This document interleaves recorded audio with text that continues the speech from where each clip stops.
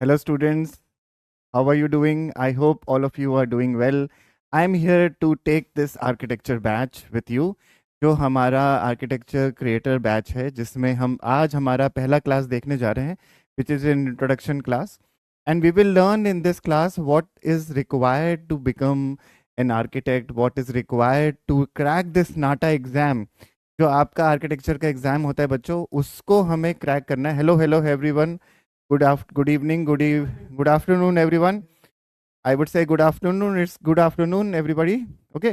तो यहाँ हम देखने वाले हैं कि हमारा जो ये बैच है, इसमें हम क्या क्या सीखेंगे और किस तरह से हमको एक आर्किटेक्ट, एक सक्सेसफुल आर्किटेक्ट बनना है. कैसे हम अपना नाटा एग्जाम क्रैक कर सकते हैं, क्या एट्रीब्यूट्स हैं, क्या क्या आपके अंदर होना चाहिए to become a good designer and a good architect. Okay. तो यहाँ पे है पहला स्लाइड जो है हमारा, जो पहला लेक्चर है. This is all about what is the role of fine arts in the entrance exam of NATA. तो देखो, नाटा के एग्जाम सभी को पता है कि किस तरह से आपके क्वेश्चन पेपर्स आते हैं.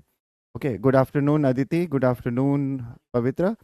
तो नाटा के एग्जाम आपको सबको पता ही है कि किस तरह से एग्जाम आता है. अब लास्ट 2-3 साल से पैटर्न चेंज हुआ है. पहले क्या होता था, कोविड के टाइम पे they have opted out the creative part. पहले क्रिएटिव पार्ट आता था, काफ़ी क्वेश्चंस आते थे, 2-3 क्वेश्चन आते थे आर्किटेक्चर के, और काफ़ी और भी टॉपिक्स आते थे जो आपके नाटक के एग्ज़ाम में आते थे. अब क्या हो गया, 2-3 साल के बाद जब कोविड आया तब को आना बंद हो गए. तब आपको नहीं मिलते थे ऐसे क्वेश्चंस. अब आपको फिर से ऐसे क्वेश्चंस मिलेंगे जिसमें आपको अपना स्किल दिखाना पड़ेगा. आपको दिखाना पड़ेगा कि कैसे हम विजुलाइज कर सकते हैं एक इन्वायरमेंट को, किस तरह से बना सकते हैं. तो that is what is needed.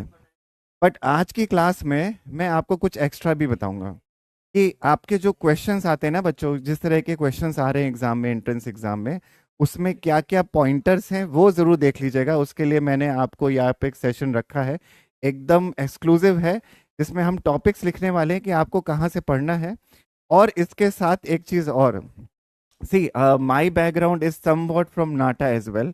जैसे मैंने अपना जे स्कूल ऑफ आर्ट से पढ़ाई करी है, फाइन आर्ट्स किया है. तो I was very fortunate to work in an environment where there are architects also which were studying. तो हमारे टाइम पे क्या होता था बच्चों कि हमारे टाइम पे इंटर डिसिप्लिनरी स्टडी होती थी, कि हम ज़रूरी नहीं कि हम फाइन आर्ट के हैं तो हम आर्किटेक्चर डिपार्टमेंट में जाके नहीं पढ़ सकते. तो वी हैड दिस एडवांटेज. तो मुझे काफ़ी कुछ नॉलेज मिली वहाँ से, जिसमें हमने काफ़ी आर्किटेक्ट्स को देखा जो आपको जे स्कूल ऑफ आर्ट से मिल जाएंगे. अब आपको पता ही है कि J school of art is one of the best architecture college in India. NATA के थ्रू टॉप 10 रैंकिंग के जो बच्चे होते हैं वो एज एन आर्किटेक्ट लिए जाते हैं जे स्कूल ऑफ आर्ट में. और मैं बहुत लकी रहा हूँ कि मैंने जे स्कूल ऑफ आर्ट से अपना फाइन आर्ट्स किया. तो हम काफ़ी, मेरे फ्रेंड्स थे जो आर्किटेक्ट्स बने, जो वहाँ पे पढ़ते थे, तो उनसे मैंने काफ़ी कुछ गेन किया. And I am very fortunate. I know now कि मैंने क्यों गेन किया. अब मुझे समझ में आता है कि मुझे आपको पढ़ाना था, शायद इसीलिए मैंने गेन की चीज़ ये. तो आज मैं आपको वही सारे पॉइंटर्स बताऊंगा कि how to score good marks, how to clear the NATA entrance exam with flying colours. That is what this PPT will be all about. हम इसमें ये भी देखने वाले हैं कि हम हमारी क्लासेस में आगे बढ़ेंगे कैसे. जो भी मैं आपको सिखाऊंगा वो तो आप सीखेंगे ही, लेकिन आपको क्या क्या उसके साथ करना है, किन चीज़ों को अवॉइड करना है और किन चीज़ों पे ज़्यादा काम करना है, ये हम यहाँ पे सीखने वाले हैं. और मैं आपको एंट्रेंस एग्जाम में जो भी आपका जनरल एबिलिटी टेस्ट रहता है, जिसमें आपको मैथ्स के, रीजनिंग के क्वेश्चंस मिलते हैं, वो भी थोड़ा सा बताऊंगा कहाँ से क्या पढ़ना है. उसके साथ मैं कुछ पीपीटीज है वो भी शेयर करूंगा. मैंने काफ़ी पेपर्स बनाए हैं नाटा के, जो इस आर्किटेक्चर क्रिएटर बैच में हम अप्लाई करेंगे, जिसके through you can become a successful architect after you will study them, after you will qualify NATA, after you get the college which you want. ठीक है. तो let me see the comments also. आज comments भी देखते हैं बच्चों के क्या comments है. Anybody has got any comment here? Aditi, Pavitra, Alezra, uh, Alzara, okay, Alzara, Shayan. Anybody has got anything to ask me? It is open. ठीक है. आज का जो सेशन है इंट्रोडक्शन सेशन है, आप इसमें कुछ भी पूछ सकते हैं मुझसे. Before I move with the slide, I would like to see your comments also. What are your comments? I will see them. And see, अगर कोई ड्राइंग में अच्छा नहीं है बच्चों, it's okay. I will make sure that you learn the art, you learn the skill, and you could apply in designing also. कि आप यहाँ पे आपको स्किल की ज़रूरत है वो मैं सिखाऊंगा। जो भी आपको जिस चीज़ की भी ज़रूरत है वो मैं आपको स्किल्स दूंगा। पर आपको भी एक प्रॉमिस करना है कि मेरी दी हुई स्किल्स का आप यूज़ करेंगे, आप उसको प्रैक्टिस करेंगे, और आप फ्लाइंग कलर से नाटा के एंट्रेंस एग्जाम में क्वालिफाई करेंगे। ये आपको प्रॉमिस करना पड़ेगा, तभी कुछ होगा। देखिए, कभी भी कोई भी चीज़ होती है ना, इट्स अ टीम एफर्ट। हम और आप एक टीम है, ठीक है। हम अगर टीम की तरह मूव करेंगे आगे तो बहुत अच्छा सक्सेस करेंगे अपने एंट्रेंस एग्जाम में। तो ये आपको मुझसे प्रॉमिस करना पड़ेगा आप लोगों को कि what ever I teach you, you will practice it, you will apply it. What ever question I will give you, you will solve them, and you will also show me your answers. अब देखो, जब आपको answer देखने के लिए कहा जाएगा तो हमारे पास इस आर्किटेक्चर क्रिएटर बैच में एक सेशन है जिसमें हम कहते हैं कि एक इंटरैक्टिव सेशन है, जिसमें आप मुझसे इंटरैक्ट करेंगे। मतलब आप अपना काम मुझे दिखाएंगे और मैं उस पर कमेंट करूंगा आपके, ठीक है। आपको मैं बताऊंगा यहाँ पे बच्चों गलत हो रहा है, यहाँ पे इस तरह से स्केच करना था, मैं स्केच करके भी दिखाऊंगा आपको, ताकि आपके समझ में आ जाए। जूम पे क्लास होगी वो, ठीक है। अभी तो वन ऑन वन ऐसे क्लास होगी, और उसके साथ जूम पर भी क्लासेस होंगी, जिससे आप बिल्कुल बिल्कुल क्लियर हो जाएगा what you need to do and how you want to progress again, ठीक है। हाँ ठीक है। Afroz, if your drawing is not good, फायदा sir, how often the class will be? Class will happen every week on Saturday, it will happen every week, don't worry about that, ठीक है। And diploma का फायदा है, बिल्कुल फायदा है diploma का। बट सी, आजकल के ज़माने में diploma and certificate it's more or less is the same thing. आपको ज़्यादा डिप्लोमा का वेटेज नहीं मिलता है। देखो, एक बात समझो, ज़माना आगे मूव कर गया ना। हम कोविड का टाइम हमने देखा, हम आगे बढ़ गए, ज़माना बहुत आगे मूव कर गया बच्चों। पहले क्या होता था, जैसे मेरे टाइम पे, when I am a 2000, I am not that old, but I am a 2006 pass out of JJ school of art. तो हमारे टाइम पे डिप्लोमा होता था, 2 इयर्स का डिप्लोमा देते थे। हमारे टाइम पे डिग्री प्रोग्राम था ही नहीं।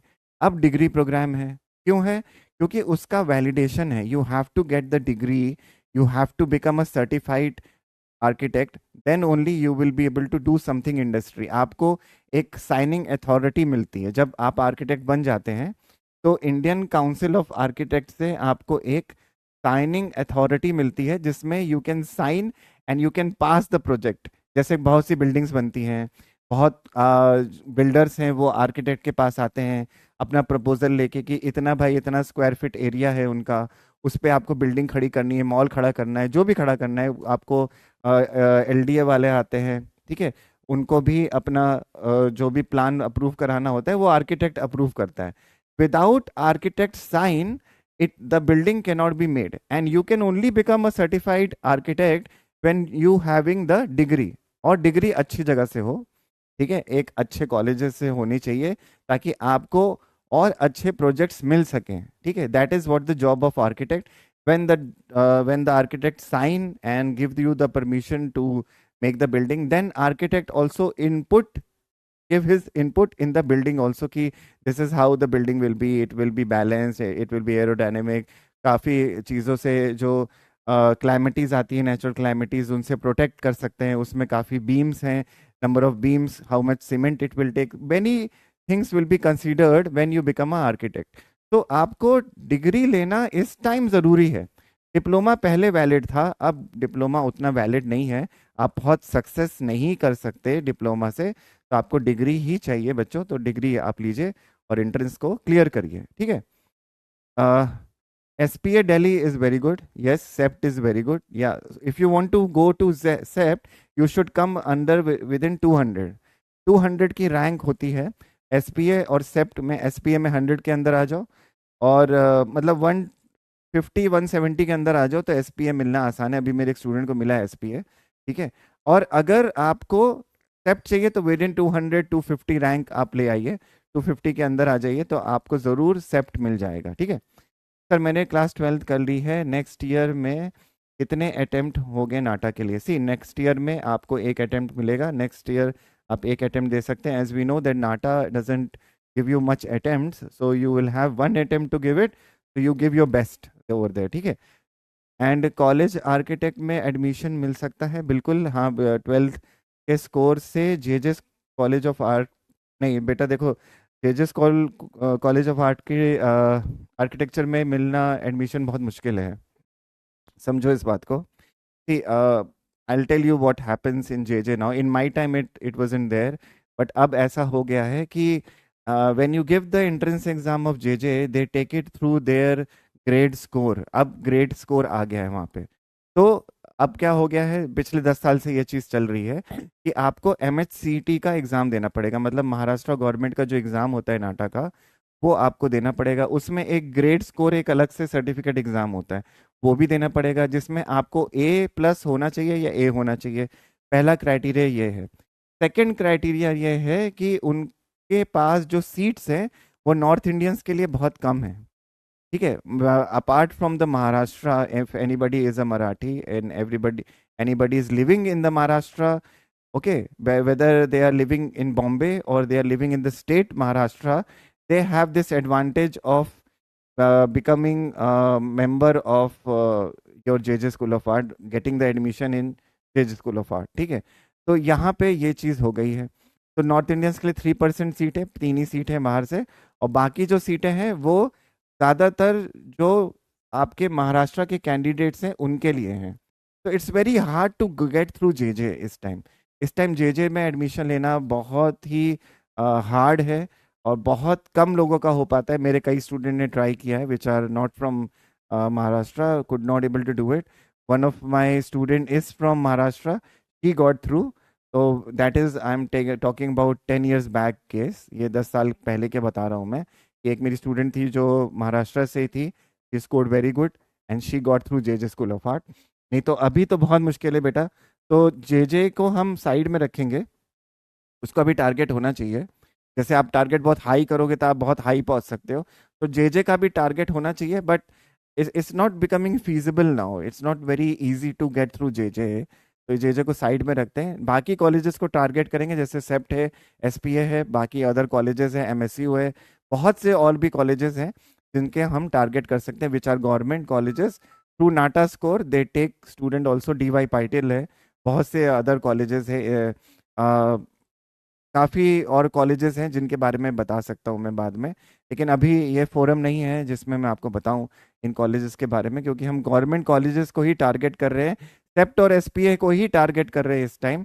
बाकी भी बहुत से हैं पर हम उनके बारे में बाद में बात करेंगे, ठीक है। आई होप आपको क्लैरिटी आ गई होगी।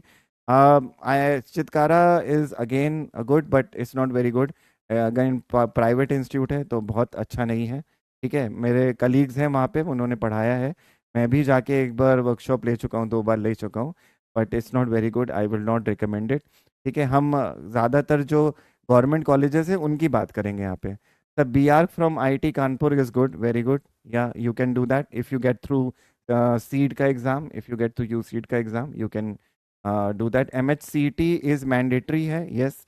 MHCT अगर आपको JJ स्कूल ऑफ आर्ट में जाना है तो MHCT इज़ मैंडेटरी है। रहेजा में जाना है तो मैंडेटरी है। ऐसे ही जामिया में अगर आपको लेना है तब मैंडेटरी नहीं है, तब आपको नाटा का स्कोर इक्विवेलेंट होगा। तो ना, Jamia is very good, Jamia जो अपने आर्किटेक्चर के लिए बहुत फेमस भी है। और ऐसे ही बहुत से अदर कॉलेजेस हैं, जैसे अभी बनारस में आपका BHU है, वो भी बहुत अच्छा है।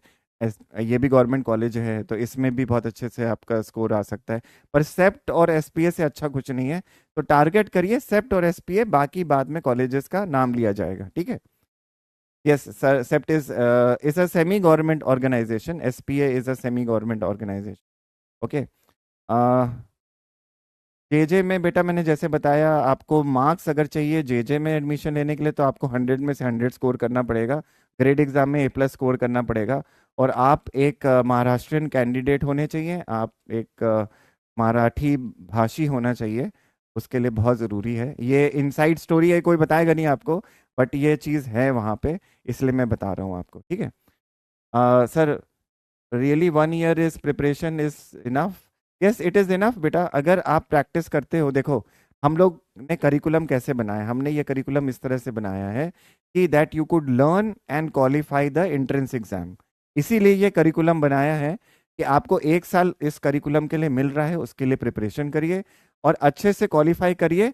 एसपीए और सेप्ट को टारगेट करिए, ठीक है, तो आप क्वालिफाई कर ले जाएंगे। लेकिन क्वालिफाई करने के लिए 4 साल भी कम पड़ जाते हैं लोगों को अगर वो ऑर्गेनाइज नहीं है। तो अगर आप 1 साल में अपना ऑर्गेनाइज अपने आप को करके, प्लानिंग सही से करके, पीवाईक्यू सॉल्व करके और डीपीपी सॉल्व करके अगर आप ये रोज कर पा रहे हैं तो आप 1 साल इनफ है आपके लिए, आप क्वालिफाई कर जाएंगे, ठीक है। तो जेई पेपर 2 के लिए भी है, बहुत सी चीज़ें ओवरलैप होती हैं यहाँ पे। जब अगर हम नाटा की बात करें, अगर हम आर्किटेक्चर की बात करें, तो हम जब सीखना शुरू करते हैं तो काफ़ी चीज़ें ओवरलैप होती हैं। जैसे जेई मेमेंट पेपर 2 है या बी आर्क है पेपर 2, उसके लिए भी वो काफ़ी एफिशिएंट है ये हमारी क्लासेस, बिकॉज उसमें हम ह्यूमन फिगर सिखा रहे हैं तो जेई पेपर 2 में आता ही है। उसमें हम फीचर सिखा रहे हैं तो वो आता ही है, पर्सपेक्टिव आता ही है। तो सभी के लिए ये है, चाहे वो एनआईडी हो, चाहे निफ्ट हो, चाहे नाटा हो, चाहे यूसीड एग्जाम हो, सभी के लिए ये प्रिपरेशन इफेक्टिव है। बट स्पेशली यहाँ पे ध्यान दिया जाएगा आर्किटेक्चर में, जिसपे आर्किटेक्चर के पॉइंट ऑफ व्यू से, नाटा के पॉइंट ऑफ व्यू से आपको बहुत क्वेश्चन मिलेंगे। इतने क्वेश्चन मिलेंगे कि आपके लिए इनफ होगा, ट्रस्ट मी, आपके लिए इनफ होगा अगर आपको इतने क्वेश्चन मिलने वाले हैं बच्चों। तो डोंट वरी, आप बस प्रिपरेशन करिए, आपको जिस तरह से हम सिखाएंगे ना वो करिए। आसमा मैम है, साक्षी मैम है, मैं हूँ, आसमा मैम आर्किटेक्ट है, वो सिखा देंगी आपको बहुत अच्छा।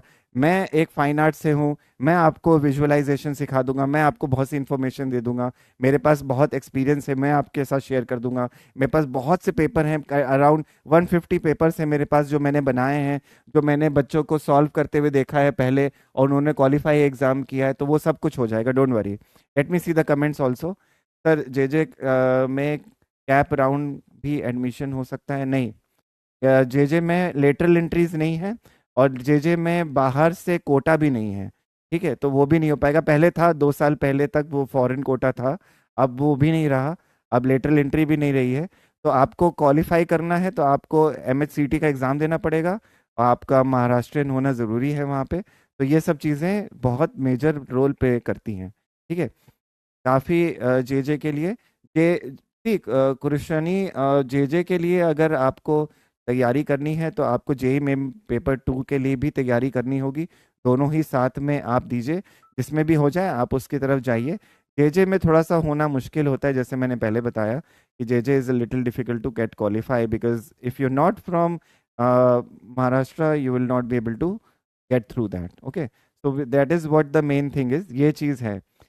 Modules are enough. Yes, modules are enough for aptitude. Okay. Okay, Nabil, if you're from Maharashtra, you should definitely give this exam. Okay.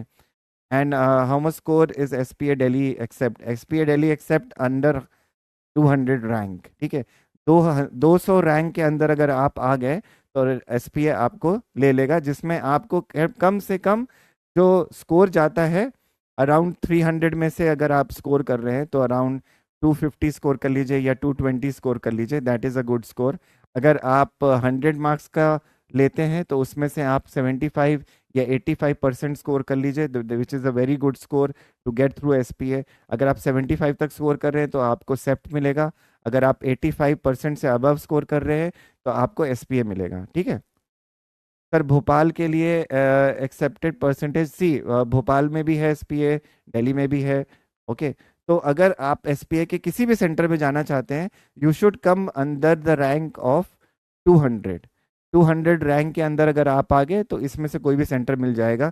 Bhopal मिल जाएगा 200 रैंक के अंदर। अगर आप 150 के ऊपर चले गए, मतलब नीचे आ गए 150 के, तो आपको एसपीए दिल्ली मिल जाएगा, विजयवाड़ा मिल जाएगा, कुरुक्षेत्र भी है, इस टाइम आ रहा है एसपीए, तो आपको बाकी सेंटर्स भी मिल जाएंगे। But getting through SPA is very good, is very important. See, NID के भी बहुत से ब्रांचेस है ना, पर एनआईडी से क्वालिफाई होना, एनआईडी से पास आउट होना बहुत वेटेज रखता है बच्चों, बहुत ही ज़्यादा उसका इम्पोर्टेंस है, ठीक है। एंड कालीकट के लिए रैंक, एनआईटी कालीकट के लिए रैंक, हाँ बिल्कुल, आप विद इन 300 आ जाओ तो एनआईटी कालीकट के लिए रैंक मिल जाएगी आपको। And J how much score do you need to accept in NATA? See, if you are scoring within 100 marks, ठीक है, विद इन 100 अगर आप आ रहे हो रैंक में, तो जे आपको मिल जाएगा अगर आप महाराष्ट्र से हो तो। और आपको A+ स्कोर करना पड़ेगा उनके ग्रेड एग्जाम में। उनका अपना भी एंट्रेंस होता है जिसमें वो ग्रेड एग्जाम लेते हैं, उसमें आपको A+ स्कोर करना पड़ेगा, और उसके साथ इंटरव्यू राउंड भी होता है, उसमें भी आपको क्वालिफाई करना पड़ेगा। तो JJ is really very hard to get through. There are multiple rounds that you have to qualify to get through JJ school of art. Okay, MHCT जो है is enough for JJ, yes. Maharashtra का MHCT अगर आप qualify कर रहे हो अच्छे marks से, विद इन 100 रैंक आप लेकर आ रहे हो MHCT के स्कोर के हिसाब से, तो it is enough. Okay sir, 8 months JEE paper के 2 डाटा प्रिपरेशन के लिए हो जाएगी? बिल्कुल हो जाएगी। जैसे मैंने कहा, it doesn't matter about the months, it doesn't matter about the, it doesn't matter actually if you are talking about the months. It matters if you're practicing every day or not, if you're working on everyday basis or not. तो किसी के लिए 6 महीने भी enough है और किसी के लिए साल भी इनफ नहीं है, अगर रोज आप प्रैक्टिस कर रहे हैं। तो जिस तरह का इनपुट है हमारी क्लासेस में, जो ये बैच है इसमें जिस तरह का इनपुट है, it is 1 year programme and it is enough for the students who are preparing for NATA. Okay, seats in SPA are there are many seats, there are 150 seats in SPA, so you can get through that, आराम से मिल जाएगा। और उसके साथ कुछ reserve seats भी होती हैं, बाकी जनरल कैटेगरी के लिए, कुछ SC ST के लिए भी रिजर्व सीट्स होती हैं, तो उसके बारे में बाद में बात करेंगे। लेकिन पहले 150 सीट्स को टारगेट करो कि उसके अंदर आ जाओ, उसके लिए आपको स्कोर अच्छा करना पड़ेगा, ठीक है। How much percentile for NIT Hamirpur? Hamirpur के लिए आपको आई थिंक कम से कम मैं बता रहा हूँ, कम से कम विद इन 300 रैंक आना चाहिए। तो all these colleges they are last, they come after SPA, CEPT and Jamia and other colleges, ठीक है, ये बाद में आते हैं। तो इसके लिए आप जो है प्रिपरेशन करिए अच्छी, और अगर 300 रैंक के अंदर आ गए तो बाकी बहुत कुछ मिल जाएगा। पर टारगेट करो कि तुमको 100 रैंक के अंदर आओ। और ऐसा नहीं है कि मुमकिन नहीं है, मुमकिन है बच्चों, सभी के लिए मुमकिन है कि आप 100 रैंक के अंदर आ सकें। Depends how much you practice, depends how much you understand and how much you execute. Okay, let me see more if there is university is good, CEPT is very good. CEPT की थोड़ी सी fees ज़्यादा है, थोड़ा सा आपको उसमें काम करना पड़ेगा अपने फीस के लिए, उनके लिए स्कॉलरशिप प्रोग्राम से उसमें अप्लाई करना पड़ेगा। तो अगर आपको स्कॉलरशिप मिल जाती तो definitely it is very good. For scholarship also there is an exam that you have to get through. आपको फर्स्ट ईयर में जाओगे आप सेप्ट में, आप पहला साल अपना स्पेंड करोगे, उसके आपके परफॉर्मेंस के बेसिस पे आपको सेकेंड ईयर में आपको स्कॉलरशिप मिल जाएगी। तो इस तरह से सेप्ट वर्क करता है। ओके, मेरे मेरे फ्रेंड्स हैं सेप्ट से, if I get a chance to invite them, I will definitely invite them to speak about CEPT. There are people whom I know are teaching in CEPT. मेरे कुछ दोस्त हैं जो सेप्ट में पढ़ा भी रहे हैं, तो उनसे भी मैं आपकी बात करवा दूंगा। कुछ लोग सेप्ट से पास आउट हैं, उनसे भी मैं बात करवा दूंगा, ठीक है, उनके भी व्यूज़ आप सुन लीजिएगा। पर मेरे व्यूज़ और उनके व्यूज़ मैच ही करेंगे।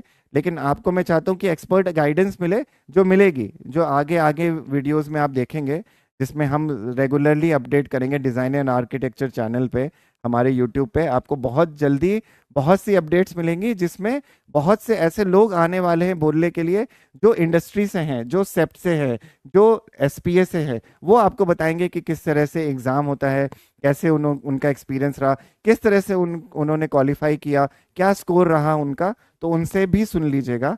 पर मैं ये कहता हूं कि to be on the safer side, you practise well and you come under the rank of 250, 250 rank के अंदर आ जाओ, ताकि आपका सिलेक्शन होना आसान हो जाए। लेट मी सी मोर कमेंट। JJ की फीस है पर कम है, ज़्यादा नहीं है। JJ की फीस अराउंड 45,000 और मे बी लेस, 25,000 और 45,000 के अराउंड पर सेमेस्टर फीस है। हमारे टाइम पे तो इतनी थी, हो सकता है कि हमारे टाइम पे तो 15,000 पर सेमेस्टर था फीस, अब हो सकता है थोड़ा ज़्यादा हो गया। तो मेरे अंदाजे के हिसाब से 25,000 से 45,000 रुपये आप मान लीजिए कि आपको सेमेस्टर फीस देनी पड़ेगी। अराउंड 6 मंथ्स की फीस इतनी होगी। Okay sir, yes sir. Average package of architect, average package depends on you, ठीक है, डिपेंड्स ऑन यू बेटा, ठीक है। जैसे अगर आप SPA या सेप्ट से पास आउट है, तो एवरेज जो पैकेज जाता है वो आपके ऊपर है कि आप क्या लेना चाहते हैं। बट अगर आप इन कॉलेजेस से पास आउट हैं, तो एवरेज पैकेज जो है वो 12 लाख पर एनम तक जाता है। मतलब 1 लाख पर मंथ आपको मिनिमम पैकेज मिलेगा अगर आप सेप्ट या एसपीए से हैं और आप टॉप रैंक होल्डर हैं या जेजे से हैं, तो आपको ज़रूर इतना पैकेज मिलने की उम्मीद है और मिलेगा भी। ठीक है। And you will get many projects in India, outside India. You will be working with many other brands. Infratex Infratex के साथ काम कर सकते हैं, जो भूटानी इंफ्राटेक है, विच आपको शायद पता नहीं है, मैं बता रहा हूँ। एक भूटानी इंफ्राटेक के नाम आपने सुना होगा या सुपरटेक का नाम सुना होगा। तो these are the infratech which are designing roads in India, designing highways in India, designing express highways in India. तो ये बहुत बड़ी कंपनीज हैं, जैसे गौर सिटी है दिल्ली में, उसको भी इंफ्राटेक ने, भूटानी इंफ्राटेक ने बनाया है। ऐसे बहुत सी कम्युनिटीज़ हैं, बहुत से प्लान्स हैं जो ये इंफ्राटेक्स बनाते हैं। तो ये हायर करते हैं आर्किटेक्ट्स को, and then you become successful architect later on. But you need to target these companies. और ये जो कंपनीज हैं ये ज़्यादातर बच्चों को उठाती हैं सेप्ट से और एसपीए से। ठीक है। तो ये सारी चीजें आपको ध्यान में रखनी पड़ेगी। That is the reason you have to be in these institute and you have to target CEPT in SPA. Okay sir, maths अगर बहुत वीक है तो 250 रैंक आ सकता है? नहीं बेटा, मैथ्स तो रैंक बनाएगा। रैंक के लिए मैथ्स बहुत ज़रूरी है, रैंक के लिए रीजनिंग बहुत ज़रूरी है, रैंक के लिए आपका हाथ चलना बहुत ज़रूरी है, स्केच करना आना बहुत ज़रूरी है। ठीक है। तो मैथ्स तो बहुत ज़रूरी है, मैथ्स के बगैर कुछ नहीं हो सकता बच्चों। ठीक है। जो बच्चे मैथ्स से भागते हैं वो प्लीज़ आर्किटेक्चर एग्जाम में अपने आप को थोड़ा सा मैथ्स में स्ट्रांग बनाएं, ताकि आप क्वालिफाई कर सकें। Let me see more comments here. Sir I am doing diploma, then I go to second year, first year. Sir I am doing diploma, I'll go in second year or first year? You'll go in first year. There is no lateral entry which you will not get. lateral entry नहीं होती है, पहले होती थी बच्चों, लेकिन अब lateral entry जो है वो बंद कर दी गई। अगर आपके पास डिप्लोमा 3 साल का है तब आपको सेकेंड ईयर में एडमिशन मिल सकता है। अगर आपके पास डिप्लोमा 1 ईयर का है तो आपको सेकेंड ईयर में एडमिशन लेटरल एंट्री की तरह नहीं मिल सकता किसी कॉलेज में। ठीक है। NIT is not good for package. Yes, NIT is also very good for package. ठीक है। NIT is also very good, but डोंगबटी सी हम टारगेट किसको कर रहे हैं? हम टारगेट कर रहे हैं क्रीम को। ठीक है। हम बाद में बाकी लोग की बात करेंगे, पर हमारा टारगेट जो होना चाहिए, it should be top most. तो अगर हम टॉप मोस्ट कॉलेजेस की बात करें इंडिया में, तो वो है CEPT, SPA, then MSU, then आपका Jamia, then NIT, then other colleges that comes. ठीक है। तो ये आपको ध्यान में रखना पड़ेगा। ओके। तो what about Manipal school? No, it's not good. It's not good at all. Manipal is again private. We are not talking about private here. Okay, which is good to work as an architecture in India or in other countries. You can work. You can work in India. You can work in outside countries as well. लेकिन ज़्यादातर जैसे काफ़ी Dubai के companies हैं, वो India में invest कर रहे हैं और मॉल्स बना रहे हैं। जैसे आपने लुलु मॉल का नाम सुना होगा, which is there in India. They are spreading their branches in India also. So these are companies which are coming to India and putting their effort to make the buildings and hiring Indian architects only. So we have scope in India, we have scope outside, but स्वदेशी बनिए, अपने अंदर थोड़ा सा patriotism लेकर आइए और India में ही काम करिए। बाहर कंट्रीज में बेटा लगता है कि बहुत अच्छा रिस्पॉन्स है, बहुत अच्छा फ्यूचर है, ऐसा नहीं है। My people are there in outside India and I know कि वॉट आर देयर सफरिंग, वो किस दौर से गुजर रहे हैं, उनको क्या क्या जॉब में चैलेंजेस आते हैं। इंडिया में वो सब चीज़ें नहीं हैं। ठीक है। इंडिया में still you can survive and you get a good package and you can also, you will not be able to, you will not be struggling. You will be having a good life with your relatives, with Indian citizenship. You can do many things. But when you go to outside India, you have to get the citizenship of that country, and it becomes very difficult to survive there because of racism and many other things that people feel for you. Because उनको अच्छा नहीं लगता ना, अगर आप Australia जाओ, आप Canada जाओ, आपको सिटीजनशिप लेनी पड़ेगी, फिर आपको काम करना है वहाँ पे, और बाहर इंडियंस का तो बहुत बुरा हाल है। So I will not encourage students to go outside India and work, and you know, to not being in India and working. I will not encourage them. ठीक है। सो ये रियल पिक्चर है जो मैं आपको बता रहा हूँ। May be down the line 10 साल बाद हो सकता है इम्प्रूव हो जाए, लेकिन अभी तो कोई इम्प्रूवमेंट नहीं है। तो आपको मैं डिस्करेज ही करूँगा कि you should not go outside India and work. You should come in India, you should be in India and work. Sir does 12th marks matter in B R? Yes, 12th के marks matter करते हैं। Which country, मैंने बता दिया आपको कौन सी country सबसे सही रहेगी। ठीक है, 12th में आपका 55% होना चाहिए, 50% होना चाहिए कम से कम टू गिव नाटा एग्जाम। ठीक है sir, my drawing is very weak, should I start from the basic? Yes, you have to start from the basic and I will teach you the basic also, sir. The MSCET is enough for architect, or CET only engineering and agriculture and pharmacy? Yes, MSCET is enough for architecture. ठीक है, and if you want to give other exam then CET is also good. ठीक है, या आप CUET भी दे सकते हैं, CET दे सकते हैं, आप USEET दे सकते हैं, आप सीट का एग्जाम भी दे सकते हैं। But to be an architect you should give MHCT along with the NATA. NATA के थ्रू आप MHCT दीजिए। तो every other person doubt is clear ना?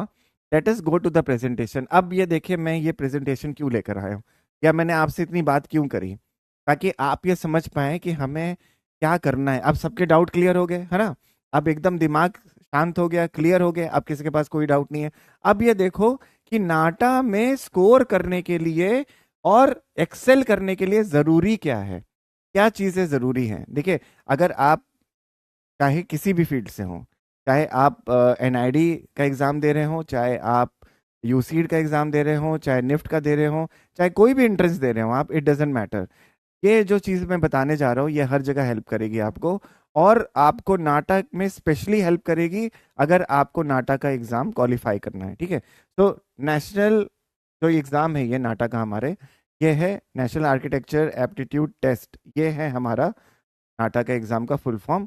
और इसमें देखते हैं कि क्या एट्रीब्यूट्स लगते हैं। So let us go to the second slide here बच्चों, and we will understand what is needed in the entrance exam and what makes you do well and what are the things that you must learn when you giving the entrance exam of NATA। पहले ये समझते हैं कि इसमें क्या क्या है हमारे पास। Okay, so let me see the comment also। Number of student appear in JEE main paper 2, MSU except NATA? Yes, MSU। Number of student that appear in JEE main paper 2 are many, 5,000 student they appear for JEE main paper 2। Which company will offer SPS student? Many other company, जैसे मैंने भूटानी का नाम लिया, जैसे मैंने Supertech का नाम लिया, ऐसे बहुत से अदर कंपनी हैं, विस्क्राफ्ट है, बहुत सी अदर कंपनीज हैं which take student from SPA। Okay, तो let us begin with the presentation and see this. पहले समझो कि क्या ज़रूरी है हमें करना जब आप नाटक एग्ज़ाम दे रहे हैं। तो देखो, सबसे पहले जो एट्रीब्यूट्स हैं वो समझो कि हमारे लिए ज़रूरी क्या है। क्वेश्चंस किस बेस पे आते हैं? Base, base of questions.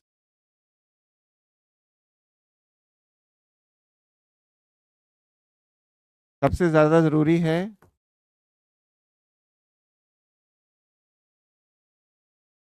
अगर चाहिए तो लिख लो, आर्किटेक्चर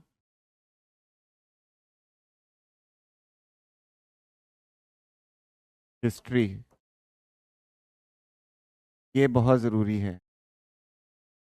ठीक है, आर्किटेक्चर हिस्ट्री आपको पता होना चाहिए कि starting from the colonial period to the end of the period where everybody started going to the industrialization. तो from that period to this period you have to know the history. तो Indian Indian architecture history जानना चाहिए, Indian and European.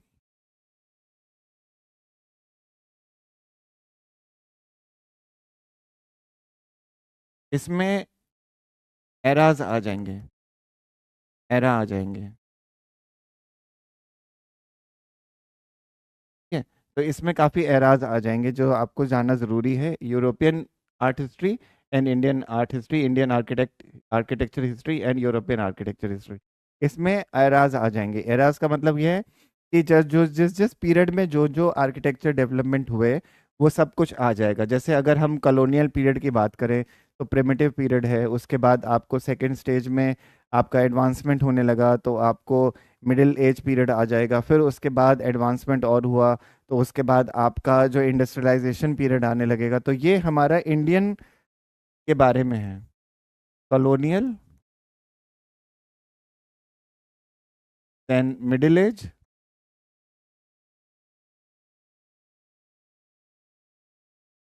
और उसके बाद industrialisation, industrial revolution.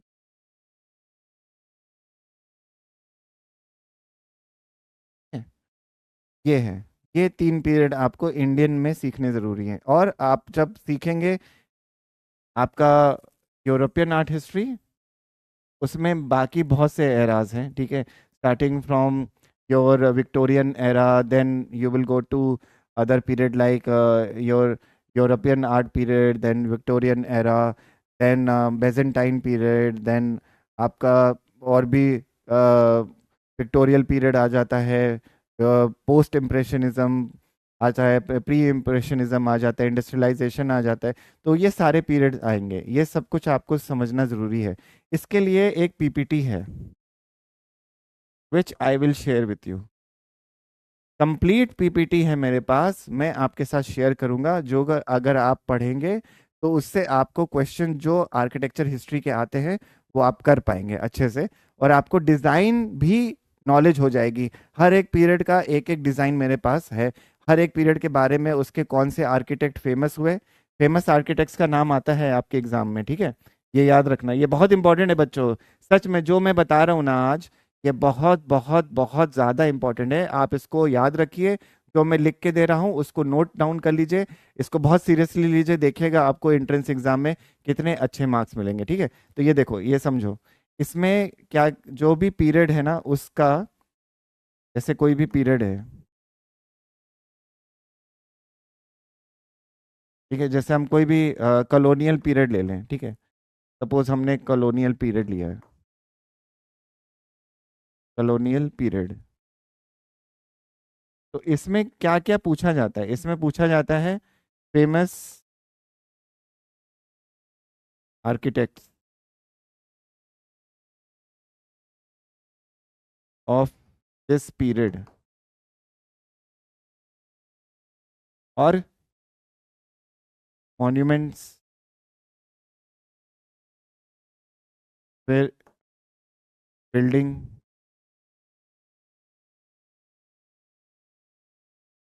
फिर plans,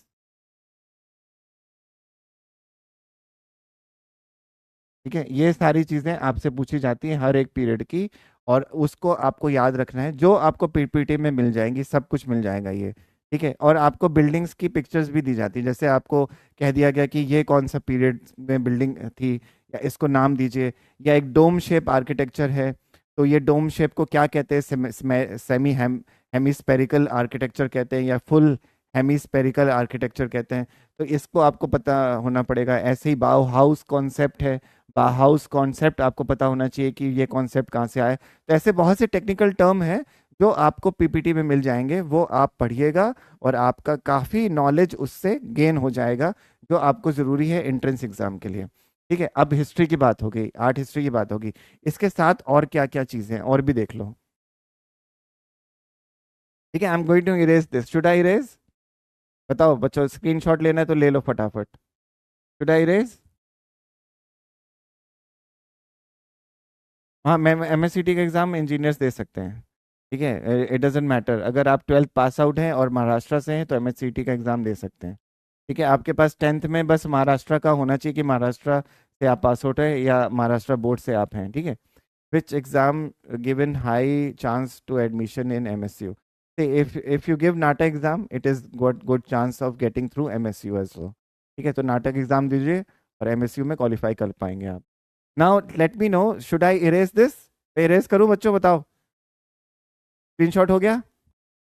तो JJ school of architecture admission के लिए कंप्लीट प्रोसेस एक्सप्लेन कर कर दीजिए, ठीक है। कंप्लीट प्रोसेस ये है कि सबसे पहले आप जेजे में क्या करेंगे, पहले तो आप एमएचसीटी अपना 10th जो है वो महाराष्ट्र बोर्ड से करिए, उसके बाद आप अपना 11th या 12th भी जो है वो महाराष्ट्र बोर्ड से करिए। उसके बाद थर्ड चीज़, आप एमएचसीटी का एग्ज़ाम दीजिए, उसमें आप अपना स्कोर देखिए, अगर आपका स्कोर विद इन 100 आता है तो फिर आप एक ग्रेड एग्ज़ाम होता है जिसको आप JJ school of art, J school of art का एप्लीकेशन जब भरोगे, या architecture, J school of architecture का भरोगे एप्लीकेशन, तो उसमें आपको ग्रेड एग्जाम के थ्रू जाना पड़ेगा। तो जो वो ग्रेड एग्जाम होता है उसमें A+ स्कोर करो या A स्कोर करो, जिसमें आपको स्केचिंग आती है। तो वो स्केचिंग बेस्ड ही एग्जाम है, पूरा पूरा जो एग्जाम है ना, उसमें 1-2 जीके के क्वेश्चन रहते हैं, 2-3 रीजनिंग के क्वेश्चन रहते हैं, पर पूरा का पूरा जो एग्जाम है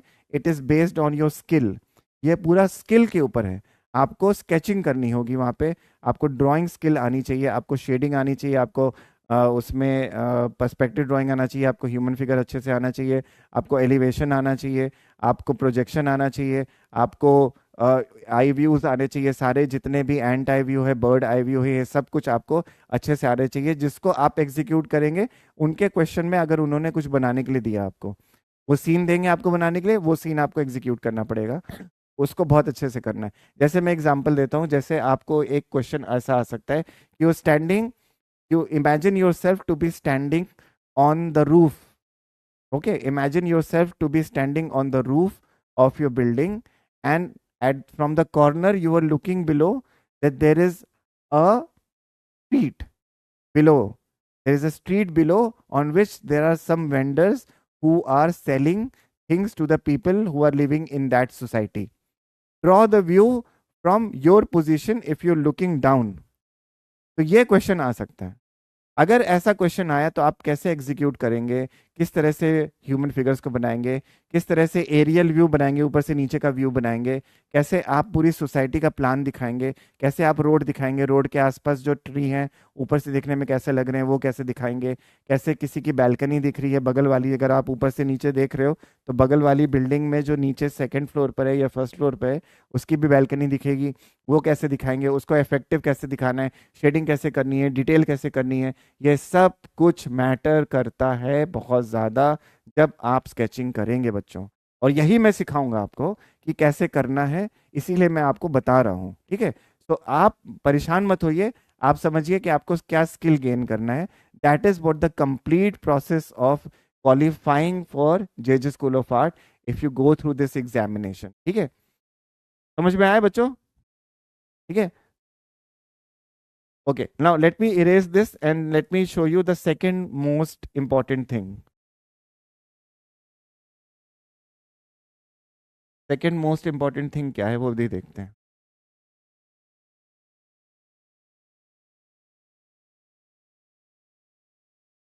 ये तो हमने देखो आर्किटेक्चर हिस्ट्री के बारे में जान लिया कि क्या क्या आ सकता है एग्जाम में। सेकंड मोस्ट इम्पॉर्टेंट थिंग है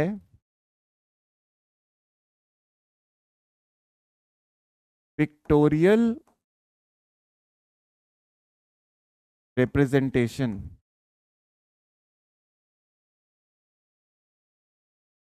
रिप्रेजेंटेशन एंड एनालिसिस।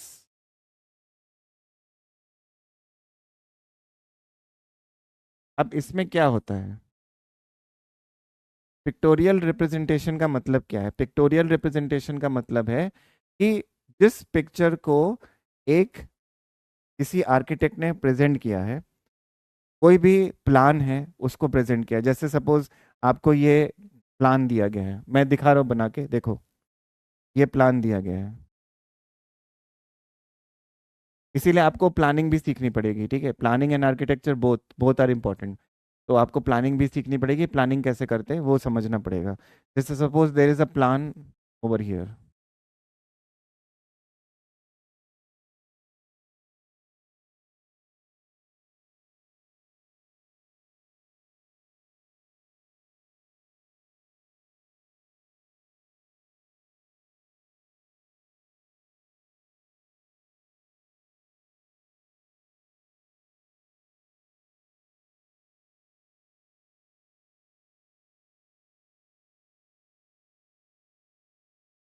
ये एक प्लान दे देंगे, ऐसा प्लान दे देंगे बना के, और फिर कहेंगे कि what is the plan which you can see is the building, what is the building which this plan belongs to.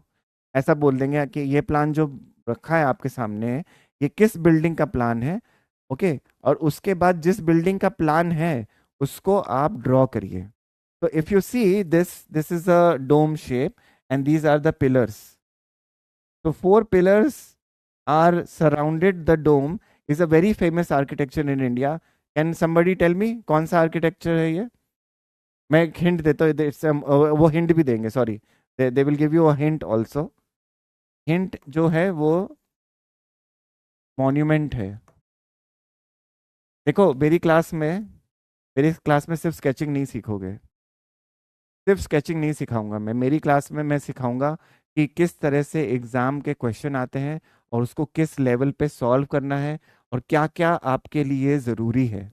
ये मैं सब कुछ सिखाऊंगा, सिर्फ स्केचिंग नहीं सिखाऊंगा। स्केचिंग तो सिखाऊंगा ही, पर हमारे लिए ज़रूरी क्या है उस एग्जाम को क्वालिफाई करने के लिए, वो सब कुछ मैं सिखाऊंगा।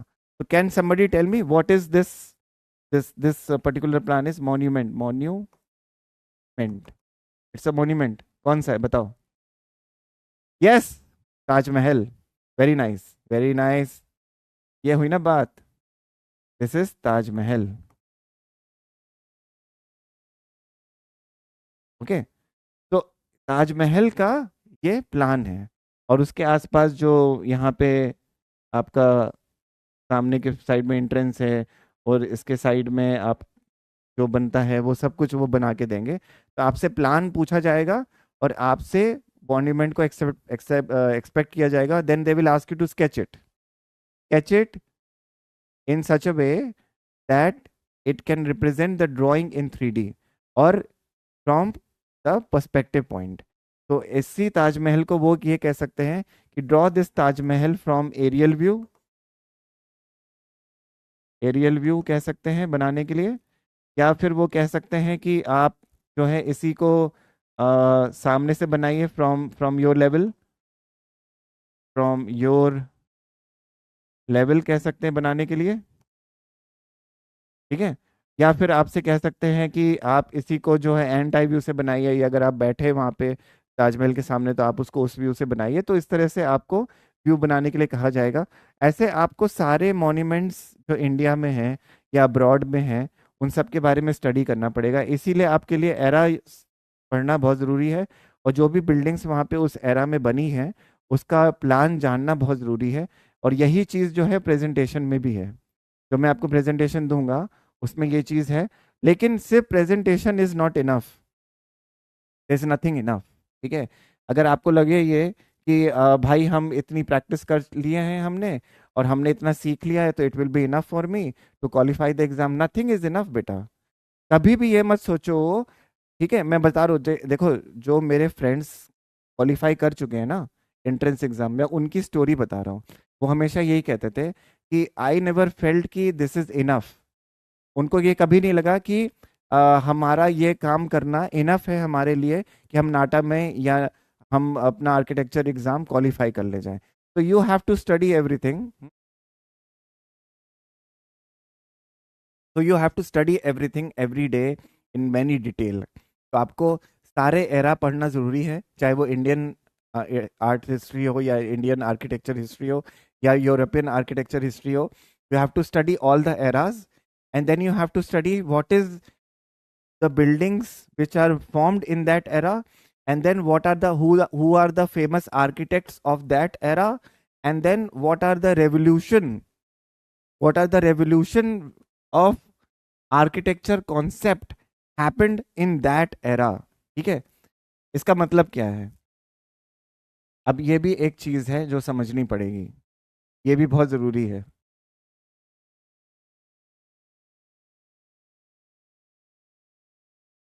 Concept of revolution and development in the architecture period of a particular country in that particular time। इसका क्या मतलब है? इसका ये मतलब है कि अगर वो ये आपसे कहे कि सपोज इन इंडस्ट्रियल पीरियड और इन बेजेंटाइन पीरियड और इन कलोलियन पीरियड, या फिर आपको कहा जाए कि पोस्ट इम्प्रेशनिज्म पीरियड में, या आपसे कहा जाए कि सपोज गॉथिक पीरियड में, या विक्टोरियन एरा में, या बेजेंटाइन पीरियड में, ठीक है, कौन से आर्किटेक्ट्स आए और उनका क्या कंट्रीब्यूशन रहा, and what are the possible revolution, what are the possible concept which happened in that period। जैसे मैं एक एग्जांपल देता हूँ आपको कि अगर आपसे पूछा जाए कि who are the famous architects of Byzantine period, या फिर हम कहते हैं who are the famous architects of gothic period, तो आप कह सकते हैं कि Leonardo da Vinci was a very famous architect in that time, and he was a very famous artist in that time, and then it was being carried forward by the other architects who were got inspired by Leonardo da Vinci, and then after taking the concept of his proportion understanding, they have built up the architecture which are very larger than life. They're having these churches which are very big, and they have got pillars which have got many columns। तो columns की understanding, pillars की understanding उनकी आई, उस time पे उन्होंने dome shape design किया, उसकी understanding I. तो ये कॉन्सेप्ट है, रेवोल्यूशन हुआ उस टाइम पे, जिसको बाकी एराज में एक्सेप्ट किया गया या अडॉप्ट किया गया। तो ये एक छोटा सा एग्जांपल है जिसकी काफ़ी डिटेल्स आप पढ़ सकते हैं, ठीक है। उस टाइम पे काफ़ी और भी फेमस लोग हुए हैं, ठीक है। जैसे हम माइकल एंजेलो की बात करें, he was a very famous sculptor and architect also. तो माइकल एंजेलो ने काफ़ी बिल्डिंग्स के ऐसे डिज़ाइंस बनाए उस पीरियड में, which has the pillar of maybe 80 feet height, और having the arches which are very scary. Demons की भी वहाँ पे उन्होंने मूर्तियाँ बनाई थी डीमंस की, तो उसको भी उन्होंने अपने आर्किटेक्ट में इंक्लूड किया। So these are the pictorial things which happened in this particular era, and this is what this statement is all about। So you have to study what are the different architecture buildings which formed in that era, and उसकी particular चीज़ें भी समझनी पड़ेगी। जैसे वो अगर वो कह दें कि आपको पेजेंटाइन पीरियड में जो पिलर थे और जो गॉथिक पीरियड में पिलर थे, उसमें क्या डिफरेंस है, या आपको एक पिलर की पिक्चर दे दी जाएगी कि दो पिलर्स रख दिए जाएंगे सामने, ठीक है, और आपको पूछा जाएगा कि कौन सा पिलर किस पीरियड को बिलोंग करता है। Pillar number A belong to this period, and pillar number B belong to that period. So identify the two pillars which are kept in front of you. So these are the questions which will be asked. इस तरह से questions आएंगे, इसीलिए आपको architecture buildings जो उस time में हुई हैं उसको स्टडी करना पड़ेगा, ठीक है। जैसे कलोसियम है, कलोसियम जो है वो हमारा यूरोपियन पीरियड में इंक्लूड किया जाता है, जिसमें लोग फाइट करते थे। अगर आपने ग्लैडिएटर मूवी देखी हो तो उसमें जिसमें एरीना में लोग बैठे थे उसको कलोसियम कहते हैं।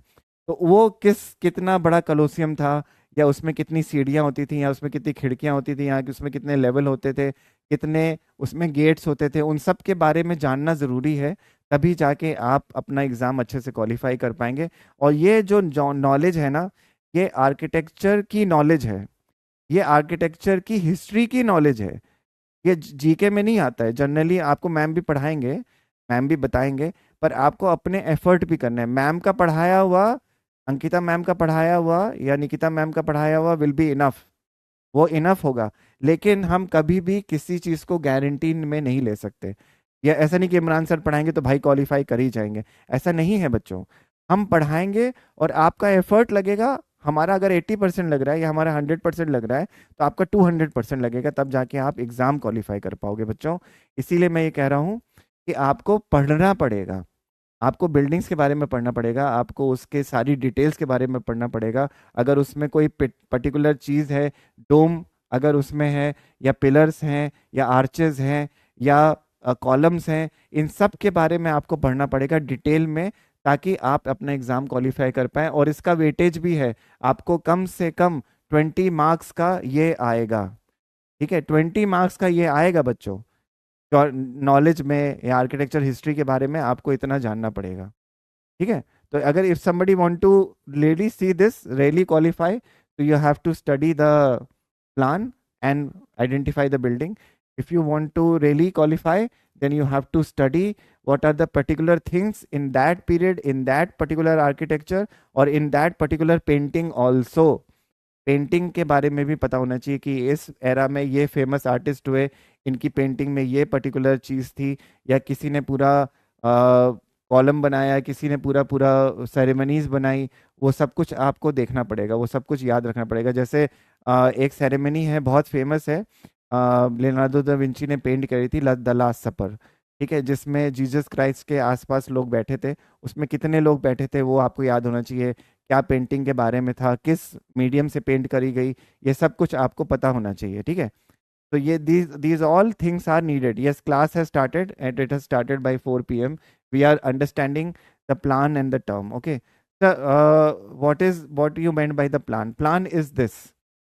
The plan of the building. कि कैसे प्लानिंग की जाती है बिल्डिंग की, कि अगर हम यहाँ पे हमारा बीच में सेंटर में हम यहाँ पे हमारा डोम रख रहे हैं, ठीक है, जिसको इस तरह से रिप्रेजेंट किया जाता है विथ फ्यू लाइंस, कर्व्स, एक के अंदर एक कोसेंट्रिक कर्व्स बनाए जाते हैं, ये डोम बन जाता है। ऐसे ही 4 पिलर्स को इस तरह से रिप्रेजेंट किया जाता है, रास्ते को ऐसे रिप्रेजेंट किया जाता है, कॉलम्स को ऐसे रिप्रेजेंट किया जाता है, ठीक है। तो आपको ये प्लान देख के समझ में आना चाहिए कि ये किस बिल्डिंग का प्लान है, और आपको प्लान दे दिया जाएगा एग्जाम में और आपसे पूछा जाएगा कि आइडेंटिफाई द मॉन्यूमेंट और आइडेंटिफाई द बिल्डिंग। तो उसी क्वेश्चन में हिंट भी है कि अगर मॉन्यूमेंट की बात की जाती है तो हम ये इसको कह सकते हैं ताजमहल, ताजमहल मॉन्यूमेंट है। बहुत ही सिंपल चीज़ मैंने बताई। ऐसे ही आपको कुतुब मीनार का आ सकता है, इंडियन आर्किटेक्चर पे आ सकता है, लेकिन ये सिर्फ बहुत इजीली नहीं पूछा जाएगा, इसमें बहुत से यूरोपियन आर्किटेक्चर को भी इंक्लूड किया जाएगा, उसके बारे में पूछा जाएगा। तो आप कैसे आंसर करेंगे अगर आप पढ़ेंगे नहीं आर्ट हिस्ट्री के बारे में या आर्किटेक्चर हिस्ट्री के बारे में आप नहीं पढ़ेंगे, तो आप कैसे आंसर करेंगे बच्चों? आप ये समझिए इस चीज़, ठीक है। Plan is top view of the building, yes definitely this is what it is. Are you also watching live from the app? Yes, I don't know, maybe people are watching live from the app. So this is what is needed. Okay, so these are the things which you need to do. Now next thing, अब इसके बाद और भी चीज़ें हैं जो हमको समझनी पड़ेगी apart from the sketching. Sketching के अलावा भी समझनी पड़ेगी और क्या क्या आ सकता है। तो अगर किसी ने ये स्क्रीनशॉट लेना है तो जल्दी जल्दी ले लो फटाफट। Everybody just take the screenshot quickly, quickly take the screenshot so that I could explain the next step. Next step बताऊं मैं?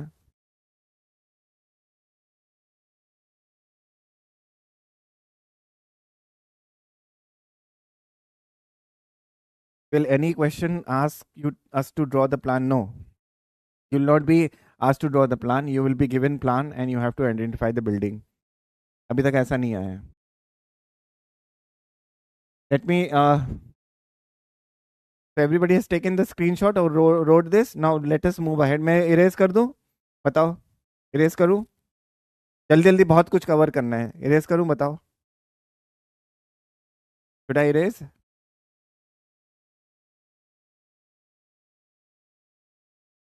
Yes. Okay, I'm going to erase now.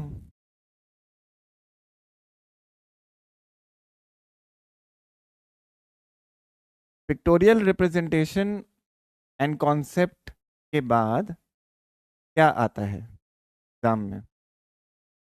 और जब तुम्हें क्वेश्चन पेपर मिलेगा ना जो मैंने बनाया है, तो उसमें ये सब चीज़ें तुम्हें मिलेंगी, तुम देखना। They will ask you some simple question also, ऐसा नहीं कि बहुत कुछ मुश्किल ही पूछेंगे, कुछ सिंपल क्वेश्चन भी पूछते हैं। क्या पूछ सकते हैं? जिसमें आपका ऑब्जर्वेशन स्किल वो देखेंगे, ऑब्जर्वेशन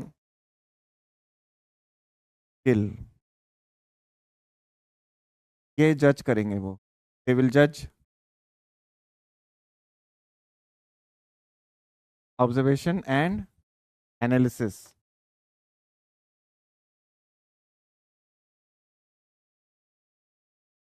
ऑब्जर्वेशन और एनालिसिस स्किल आपकी जज करेंगे। इसमें मैं क्या करेंगे वो लोग, वो आपको एक पिक्चर देंगे, दे will give you a picture and उसमें कुछ चीज़ें होंगी यहाँ पे ऐसे, या कुछ भी होगा, ऐसा कुछ होगा, और एक और पिक्चर देंगे जिसमें भी सिमिलर चीज़ें होंगी। And they will ask you to compare these two pictures together. इसको कंपेयर करने के लिए कहा जाएगा आपसे कि compare this picture with the other picture here, picture number 1 and picture number 2। Compare these two and find out the mistake और find out the difference between two pictures. ऐसे बोला जाएगा कि इन दोनों पिक्चर को दिया, मतलब ये नहीं, ये यही नहीं आएगा। इसके ये तो मैंने बस बताया है आपको। बहुत कॉम्प्लेक्स पिक्चर्स आएंगी इसमें, आपको सच में बहुत ज़्यादा देखना पड़ेगा कि इन दोनों पिक्चर्स के बीच में क्या डिफरेंस है। तो और how many differences you can note down, identify and mark the difference। so number A में 7 है फर्स्ट में, सेकंड में 2 है, या थर्ड ऑप्शन में 4 है, या फोर्थ ऑप्शन में 6 है, इसमें से राइट ऑप्शन पे टिक करिए। तो ये समझ में, ये समझना पड़ेगा कि अगर दो दिख रहे हैं डिफरेंस तो दो को टिक करना पड़ेगा और उसमें और ज़्यादा ऑब्जर्व करना पड़ेगा। तो यहाँ पे टाइम मैनेजमेंट बहुत ज़रूरी है कि आप कितना टाइम ले रहे हैं एक पिक्चर को एनालाइज करने में। ये स्किल कैसे डेवलप होती है? बार बार पिक्चरों को देखने से होती है। आपको ऐसे कंपैरेटिव स्टडी के पिक्चर्स भी आएंगे करने के लिए। इसके साथ और क्या आता है अब देखते हैं हम। इसके साथ और एग्जाम में क्या क्वेश्चन आता है, मैं इसलिए डिटेल में बता रहा हूँ क्योंकि मैंने बहुत पेपर बनाए हैं बच्चों। ठीक है, मैंने ऐसे बहुत से पेपर बनाए हैं और उसका बहुत फ़ायदा हुआ है नाटा में स्पेशली। इसीलिए मैं इसको डिटेल में बता रहा हूँ कि क्वेश्चंस किस तरह से आते हैं, और आगे मैं आपको दिखाऊंगा कि मैं क्या करवाने वाला हूँ स्केचिंग में, वो भी दिखाऊंगा अभी मैं। इसके साथ और क्या एग्जाम में क्वेश्चन आता है? इसके साथ एग्जाम में ऐसे क्वेश्चन आते हैं कि दे will give you pattern, pattern based question आते हैं। पैटर्न बेस्ड क्वेश्चन आएगा।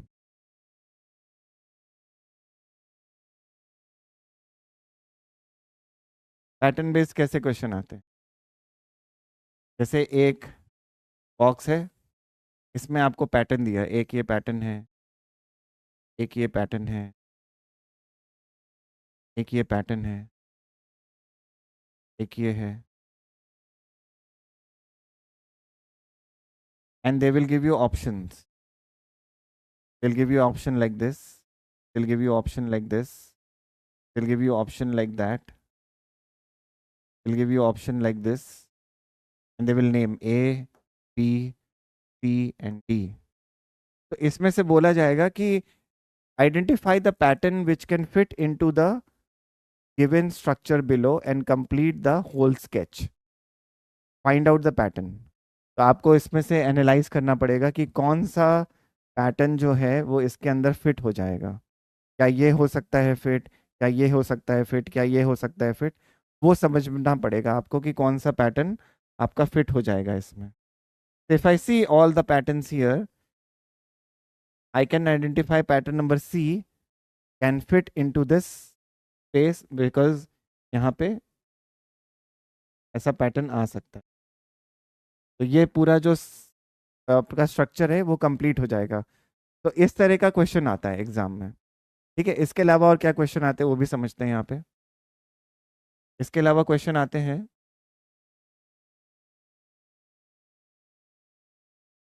दे will give you options.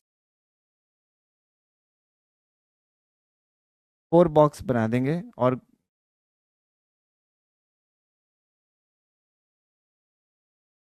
Box number A, box number B, box number C, box number D,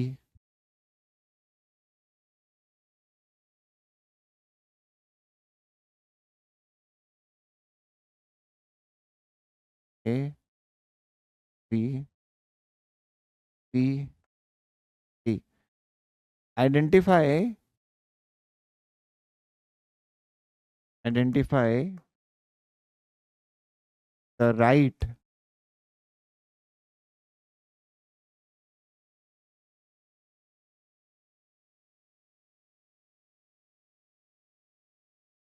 identify the right pattern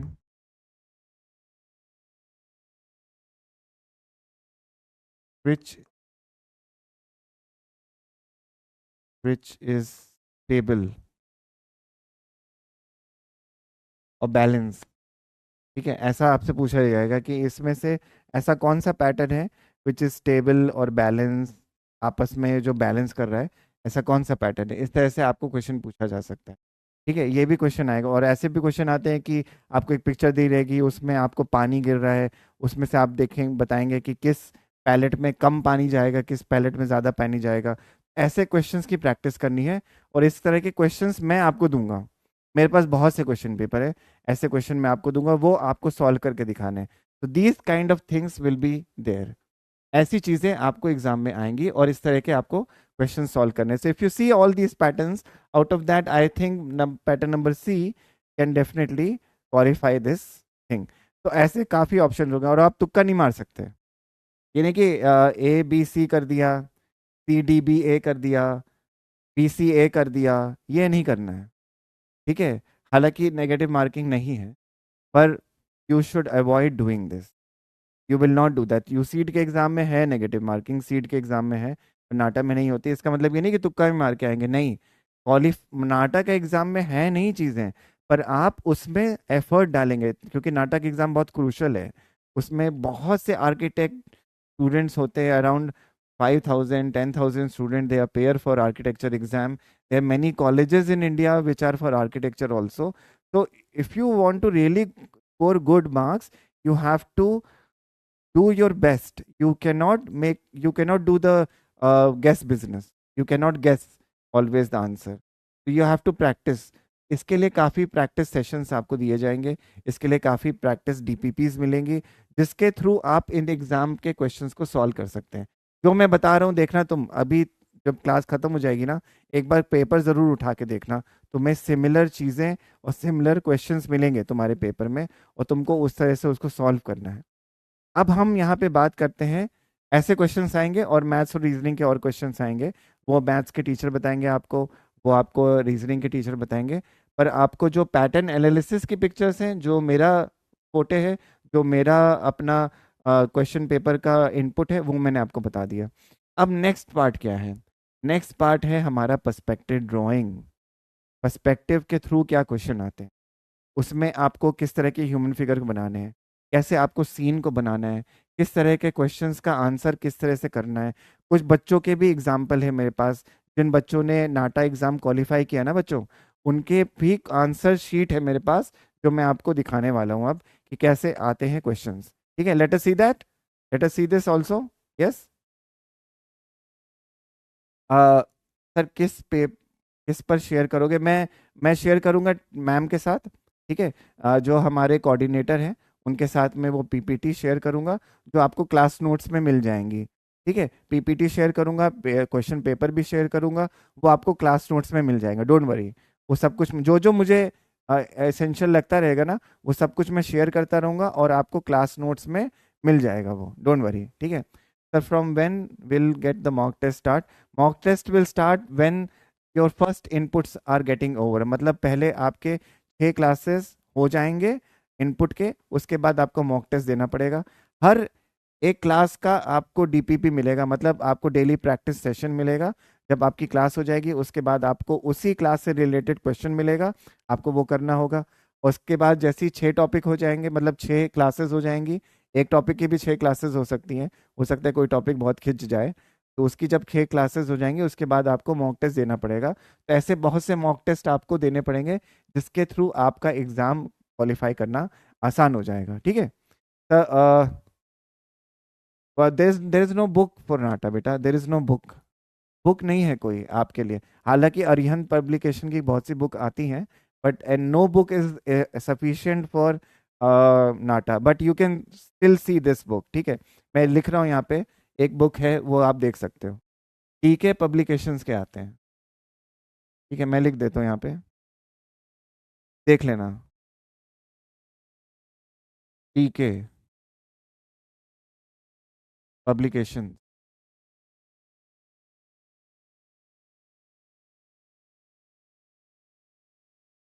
इसमें क्या क्या आता है? इसमें डीके पब्लिकेशन में आपको ये सब चीज़ें आती हैं, जैसे पर्सपेक्टिव ड्राइंग है। Perspective drawing. ये बुक बहुत अच्छी है।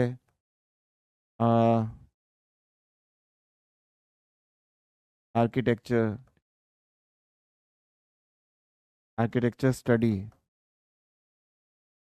ये बहुत अच्छी बुक है। तो ये दोनों बुक आप ले सकते हो, डीके पब्लिकेशन की। ये दोनों बुक आप ले सकते हो, इसमें काफ़ी कुछ इंक्लूडेड है जो मैंने बताया ना अभी। पर्सपेक्टिव ड्राइंग के क्या क्वेश्चन आ सकते हैं, आर्किटेक्चर स्टडी में मतलब आर्किटेक्चर के जितने भी टॉपिक्स हैं, जैसे उसमें आर्ट आर्ट एरा है या बिल्डिंग्स हैं या प्लान है, वो सब कुछ दिया होगा। फेमस बिल्डिंग्स के प्लान्स दिए होंगे, फेमस आर्किटेक्ट ने जो जो काम किया है उनके बारे में दिया होगा, और उनके क्या क्या किस एरा में कौन सा आर्किटेक्ट आया है, वो सब कुछ इन बुक्स में दे रखा है। तो ये दोनों बुक आप देख सकते हैं। There are available online also, you can buy them online, you can buy them in stationery store also. जैसे अगर कोई आप दिल्ली में हो तो सीताराम स्टेशनरी है या ओम बुक स्टूडियो है, वहाँ से आप ले सकते हो। ठीक है, सीताराम स्टेशनरी या ओम बुक स्टूडियो से आप जाके खरीद सकते हैं, या अमेजोन पे मिल जाएगा या ईबे पे मिल जाएगा, आपको बुक्स मिल जाएंगी डीके आर्ट पब्लिकेशन की। उसमें आप देख लो, आर्किटेक्चर के लिए काफ़ी बुक्स अच्छी हैं। पर सिर्फ बुक से नहीं होगा, जो देखो ये तो उसमें जो मैं सिखाऊंगा वही इसमें मिलेगा, लेकिन हम जो आपको देंगे, मैं I am not saying that I am better than books, I am not saying that I will teach you better than books, I am not saying this. What I am saying is I will teach you everything, you will not required books, but if you still want to buy books you can. It depends on you, तुम्हारी choice है बच्चों। अगर तुम्हें book लगता है कि तुम्हें ज़रूरत है, तुम ले सकते हो। ठीक है, okay. So which college, which is the best college in Maharashtra for architecture is JJ School of Art and Raheja college जो है, दोनों बेस्ट है। Drawing book for JE for PW is sufficient, yes it is very much sufficient, उसमें सारे inputs हैं। Is not a problem issue, okay. No, what is the what is this fight is all about, what are you guys fighting?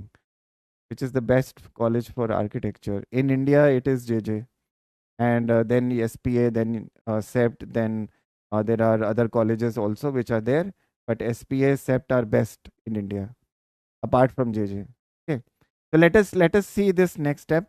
अब अगर आपने screenshot ले लिया हो या आपने ये कर लिया हो और नोट कर लिया, तो हम आगे बढ़ सकते हैं। Should I raise this, should we move ahead?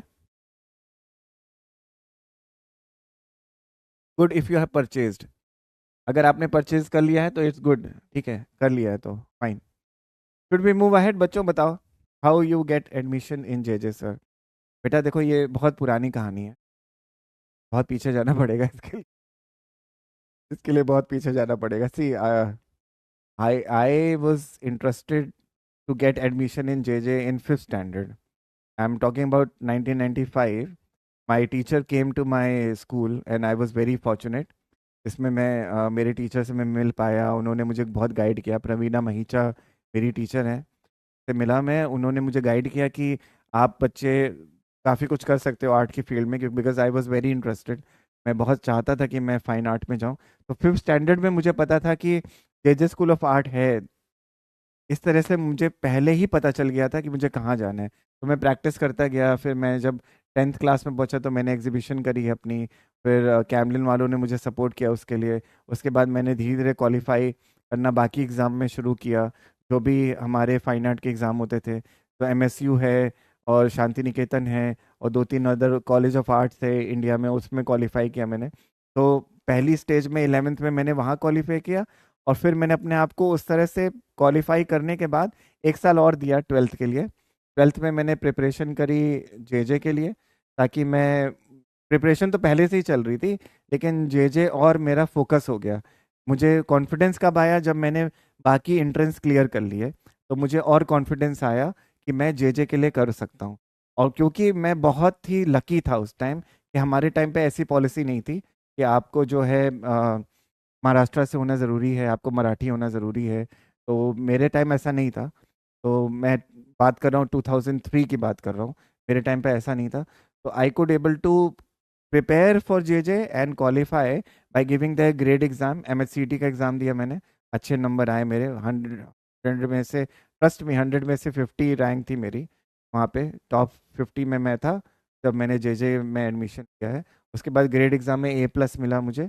उसके बाद मैंने जब जे क्वालिफाई करके जब जे स्कूल ऑफ आर्ट में पढ़ना शुरू किया, तो ट्रस्ट में मैं बहुत अच्छे बच्चों में से नहीं था। मेरा काम उसमें तो बहुत अच्छा अच्छा काम था बच्चों का, पर मैं उनमें से नहीं था। बट मैं एक ऐसे प्रेस्टिजियस कॉलेज में जा पाया जो मेरा ड्रीम था। अब ये ड्रीम कैसे बना? ये ड्रीम बना बहुत सालों की मेहनत से। पर अगर मैंने बहुत साल लगाए तो आप मेरे पास गाइडेंस नहीं था। अंडरस्टैंड? बच्चों, मेरे पास गाइडेंस नहीं था, इसलिए मुझे बहुत साल लग गए करने के लिए। आपके पास गाइडेंस है तो आपको कम टाइम लगेगा उस कॉलेज पे जाने के लिए जो आप जाना चाहते हैं। और वो कैसे करेंगे हम? हमारे मेहनत से। आप सिर्फ मेरा मेहनत नहीं है, मैं अगर हाथ बढ़ाऊंगा तो आपको हाथ पकड़ना पड़ेगा दूसरे साइड से, ताकि हम दोनों मिल के एग्ज़ाम क्वालिफाई कर पाए। इसीलिए मैं इतनी मेहनत कर रहा हूँ।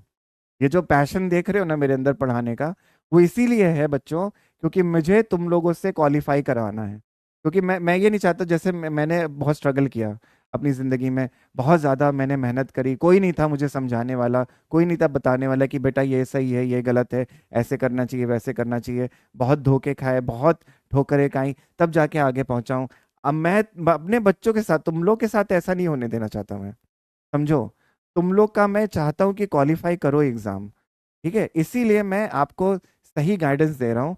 इसलिए जे से ज़्यादा उम्मीद मत लगाइए, अभी मत लगाइए, क्योंकि वहाँ पे होना बहुत मुश्किल है। ठीक है, हम जो भी बाहर के लोग हैं ना, उनका होना बहुत मुश्किल है, लेकिन जो महाराष्ट्र से हैं उनका होना आसान है वहाँ।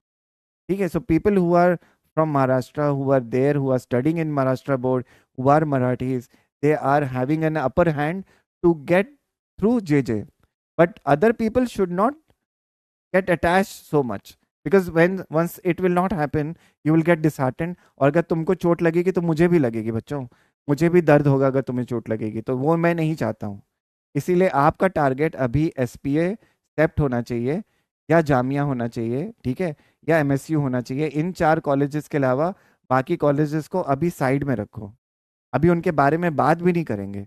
अभी हम इन पे फोकस करेंगे और इनको क्वालिफाई करने की कोशिश करेंगे, ताकि हम अच्छा करियर बना पाए अपनी जिंदगी में आगे। ठीक है, I hope everybody has understood what I wanted to से।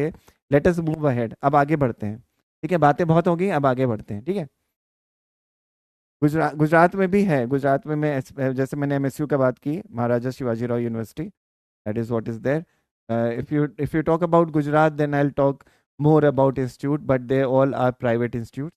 I will tell you about them. But अभी GIT भी है, वो भी अच्छा है, पर बाद में बात करेंगे। ठीक है, पहले इन्हीं गुजरात में ही है, अहमदाबाद में सेप्ट है, उससे अच्छा तो कुछ भी नहीं है। ठीक है, तो मैं बाद में बात करेंगे। Okay, NIT is also good, very good. ठीक है, now let us move ahead. ठीक है, मैं इरेज कर रहा हूँ, आई होप तुम लोगों ने इसको कर लिया हो save. I hope we can move ahead now. Moving ahead here, अब देखो हमारी बात आ गई यहाँ पे, हमारा फोकस आ गया यहाँ पे कि हम क्या करने वाले हमारी क्लासेस में। तो whence we start working in NATA, then we have to get through human figures. Human figures नाटक में इस लेवल का होना चाहिए जिसमें आपके आउटलाइनिंग की क्वालिटी अच्छी होने, और उसका जो फोल्ड है कपड़ों का वो अच्छा आना चाहिए। जिस तरह से प्रपोर्शन बना है हाथ का, लिम्स का, तो कई बच्चे हैं जो हाथ अच्छा सा नहीं बनाते, उनको हाथ बहुत अच्छा बनाना है नाटक के एग्जाम में। उनका फेस बहुत अच्छा आना चाहिए। बैकग्राउंड में आपको दिखाना पड़ेगा कि किस तरह का प्लान है। तो in NATA specially you have to show the plan, you don't need to sketch the plan. आपको बहुत ज़्यादा उसमें पर्सपेक्टिव अप्लाई करके स्केच नहीं करना है, आपको प्लान अच्छे से दिखाना है, और जो चीज़ सामने है उसको अच्छे से दिखाना है। जैसे ये क्वेश्चन जो आया है एंट्रेंस एग्जाम में, वो इस तरह से आया है that you sitting with a mechanic who is repairing your bicycle, and from your view draw him repairing your bicycle. इस तरह का क्वेश्चन आया है एंट्रेंस एग्जाम में, तो उसको इस लेवल पे सॉल्व करना है, जिसमें आप इस आदमी को बहुत अच्छा बनाएंगे, उसकी दुकान बहुत अच्छे से दिखाएंगे, उसके इक्विपमेंट्स को बहुत अच्छा दिखाएंगे, उसको पर्सपेक्टिव में दिखाएंगे, उसमें यहाँ पे गैप रखेंगे। यहाँ पे आपकी बाइक बननी चाहिए कि जो भी पर्सपेक्टिव में जा रही है, अगर हम इसका पॉइंट ऑफ देखें, अगर वैनिशिंग पॉइंट तो इस तरफ से जा रहा है, वही सारा सब कुछ वैनिशिंग पॉइंट इधर से ही लिया गया है। यही लाइन अगर आप बना दो तो इससे समझ में आ जाएगा। पर अगर आप पीछे की हट्स को देखोगे तो उस पे सिर्फ आउटलाइनिंग है। जैसे पीछे भी अगर हमने इस बिल्डिंग को रिप्रेजेंट किया तो यहाँ पे आउटलाइन है, अगर इस पीछे इंसान को रिप्रेजेंट किया है तो इसमें आउटलाइन है, पर इसमें फोकस नहीं है। यहाँ पे जो इंसान बनाए हैं ना, उस पे फोकस नहीं है। फोकस कहाँ पर है? सब्जेक्ट पर है, उस बाइक रिपेयर करने वाले कारीगर पर है। तो हमें यही चीज़ ध्यान में रखनी पड़ेगी if you are preparing for NATA. ठीक है, नाटा के लिए आप स्पेशली ये काम करेंगे। और JEBR के लिए या NID के लिए या निफ्ट के लिए भी यही चीज़ मैटर करती है कि how much you can bring quality and the details in the subject which is asked. आपको ना बाकी सब चीज़ों पे ध्यान नहीं देना है, आपको यहाँ पे ध्यान देना है जो सब्जेक्ट है। अब मुझे तुमसे क्या चाहिए, समझो। मुझे तुमसे ह्यूमन फेसेस बहुत अच्छे चाहिए, जो मैं क्लास में सिखाऊंगा उसकी रोज़ प्रैक्टिस करनी पड़ेगी। दूसरी, मुझे तुमसे कंपोजिशंस बहुत अच्छे अच्छे चाहिए, जो मैं सिखाऊंगा उसकी रोज़ प्रैक्टिस करनी पड़ेगी। और उसके साथ खुद भी करके आएंगे। ये नहीं कि मैं सिखा के चला गया तो हो गया, नहीं, नहीं होगा। आपको खुद प्रैक्टिस करनी पड़ेगी, तब जाके क्लास में, तब जाके काम वो होगा जो मुझे चाहिए आप लोगों से। ताकि आप इन कॉलेजेस में जो मैंने आपको कहा, सेप्ट है, SPA है, आपका MSU है, या फिर जामिया है, इनमें क्वालिफाई कर पाएंगे, या फिर आपका BHU है, इनमें क्वालिफाई कर पाएंगे, इनमें जा पाएंगे आप। ठीक है, आगे बढ़े, आगे बढ़ते हैं। देखिए, ऐसे ही एक स्टूडेंट ने इसको बनाया, एक क्वेश्चन ये आया है कि by looking at these three elements, newspaper, bicycle and the bench, draw a view which you will find in your area. तो आप न्यूज़पेपर कहाँ पे बैठ के पढ़ सकते हो? बेंच दिया हुआ है, वहाँ पे बाइसिकल दी गई, तो आप साइकिल से गए, आप न्यूज़पेपर बेंच पे बैठ के पढ़ रहे हो, तो आप कहाँ जाओगे? आप हो सकता है किसी गार्डन एरिया में गए हो। ये आपको अपने इमेजिनेशन को बढ़ाना पड़ेगा, आपको समझना पड़ेगा कि एक बेंच ऐसा कहाँ पे हो सकता है, और मैं साइकिल क्यों दी रखी है, साइकिल के साथ न्यूज़पेपर क्यों दे रखा है यहाँ पे। तो आपको इनको समझ के बनाना पड़ेगा। तो इस तरह से आपने, एक बच्चे ने इसको आंसर किया है इस क्वेश्चन को, जिसमें उसने न्यूज़पेपर दिखाया कि न्यूज़पेपर को उसने पिकनिक स्पॉट की तरह यूज़ किया है। वहाँ पे न्यूज़पेपर बिछा लिया है, साइकिल से वो गई है, और वो वहाँ पे बिछा के उस पे अपना पिकनिक बनाने जा रही है। तो ऐसा कुछ कॉन्सेप्ट बना सकते हैं कि वहाँ पे ही उसी पिकनिक स्पॉट में जहाँ पे वो बना रही है अपना अपना जो भी उसने बिछा रखा है, यहाँ पे पेपर बिछा रखा है, यहाँ पे अगर वो कर रही है ये पिकनिक सेलिब्रेट कर रही है या इंजॉय कर रही है, तो वो किस तरह से उसको कंपोज किया है वो स्केच करना पड़ेगा आपको। यहाँ पे बच्चे ने एक चीज़ मिस की है, इस क्वेश्चन में एक चीज़ मिसिंग है, वो है bench. She could have shown the bench here. तो अगर ये बेंच यहाँ पे लग जाता तो ये कंप्लीट स्केच हो जाता। और ये साइकिल उन्होंने देखो कैसे बनाई है, उन्होंने बनाया है डबल लाइंस में, डिटेल दी है साइकिल की। इसने कैसे बनाया है? इसने डबल लाइन में नहीं बनाई, यहाँ पे एक जॉइंट आना चाहिए था, वो सही नहीं आया। यहाँ पे इनका जॉइंट अच्छे से आया है। उसने हैंडल सही से नहीं बनाया, हैंडल सही से बनना चाहिए था। उसने सीट अच्छे से नहीं बनाई, सीट बननी चाहिए थी। इसको सर्कल को परफेक्ट बनाना चाहिए था, इसकी चेन बनानी चाहिए थी पीछे, चेन सही से नहीं बनाई। तो ये सब छोटी छोटी चीजें हैं, समझे? समझे कहाँ पे मिस्टेक होती है बच्चों? आप अपने स्केच को खुद देखो, अपने स्केच को खुद देखो कि आप मिस्टेक कहाँ पे कर रहे हो। आप मिस्टेक यहीं पे कर रहे हो जहां पर आप रेलेवेंस नहीं पकड़ पा रहे हो। रेलेवेंस क्या है? पिक्चर क्यों दे रखी है? पिक्चर इसलिए दे रखी है ताकि आप उस क्वालिटी, उस लेवल को पकड़ पाए जो एक्सेप्टेड है एग्जाम में। ये बच्चे ने किया है, पर मुझे स्केच पसंद नहीं आया, मुझे हो सकता है आपको पसंद आया हो, मुझे स्केच नहीं पसंद आया बच्चों। मुझे ऐसा स्केच में मुझ में मार्क्स नहीं दूंगा मैं। अगर 30 मार्क्स का ये क्वेश्चन का आंसर दिया है बच्चे ने, तो इस क्वेश्चन में मैं हो सकता है 15 मार्क्स दूं या 20 मार्क्स दूं, उसके ऊपर मैं दूंगा ही नहीं। क्यों नहीं दूंगा? क्योंकि बाकी चीजें मिसिंग है, बेंच मिसिंग है, साइकिल सही से नहीं बनाई है, ठीक है, पेड़ अच्छा नहीं लग रहा है वहाँ पे, बैकग्राउंड बहुत खाली है, यहीं पे काम है। तो this is not the right composition which I was expecting. Although human figure is good, although newspapers are good, although this box is very good, but there is a incomplete sketch. जो mistake आप नहीं करेंगे, इसीलिए मैं ये दिखा रहा हूँ, ये बच्चे ने बनाया है, इसीलिए मैं ये दिखा रहा हूँ ताकि आपके समझ में आए कि आपको क्या करना है। ठीक है सर। सर JEBR के लिए भी इस लेवल की ड्राइंग चाहिए? यस, JEBR के लिए तो इस लेवल की ड्राइंग चाहिए। समझे? JBR के लिए तो इस लेवल की ड्राइंग चाहिए जो हो जाएगी। कैसे होगी? मेरे साथ काम करने से। जो जो मैं करा रहा हूँ, जो साक्षी मैम करा रही है, जो आसमा मैम करा रही हैं, हम तीन चार फैकल्टी जो करा रहे हैं आपको, तीन फैकल्टी हम जो करा रहे हैं, वो लेवल का आप सीखिए और उसको पकड़ के चलिए। उससे आपका ड्राइंग स्किल अच्छा होगा और ये लेवल पे पहुंच जाएंगे, जिसके लिए आपको प्रैक्टिस करनी पड़ेगी। मैं बार बार कह रहा हूँ, पूरी मैं ये प्रेजेंटेशन इसीलिए लेकर आया था कि आप समझें कि व्हाट इज रिक्वायर्ड, आपको ज़रूरत किस चीज़ की है। इसीलिए मैं ये प्रेजेंटेशन लेकर आया कि आपको इस लेवल का ड्राइंग करना पड़ेगा और ये मिस्टेक्स नहीं करनी पड़ेंगी। ये मिस्टेक्स नहीं चाहिए मुझे। ये ऐसा ऐसा आंसर दोगे ना, तो वो नहीं दिखाओ मुझे।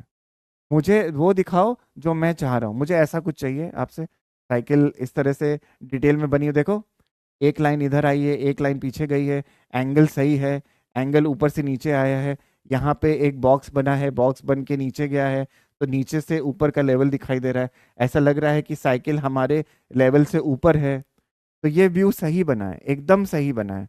इस तरह का आंसर चाहिए मुझे। और भी दिखाता हूँ एग्जाम्पल, और देखो। ठीक है, हमारे पास टाइम कम है, एग्जाम्पल और देखेंगे। ठीक है, अब ऐसा क्वेश्चन आता है एग्जाम में, ये क्वेश्चन आता है एग्जाम में कि देर is a time machine, designed a time machine by your imagination and keeping the elements in mind and keeping the Indian revolution in mind।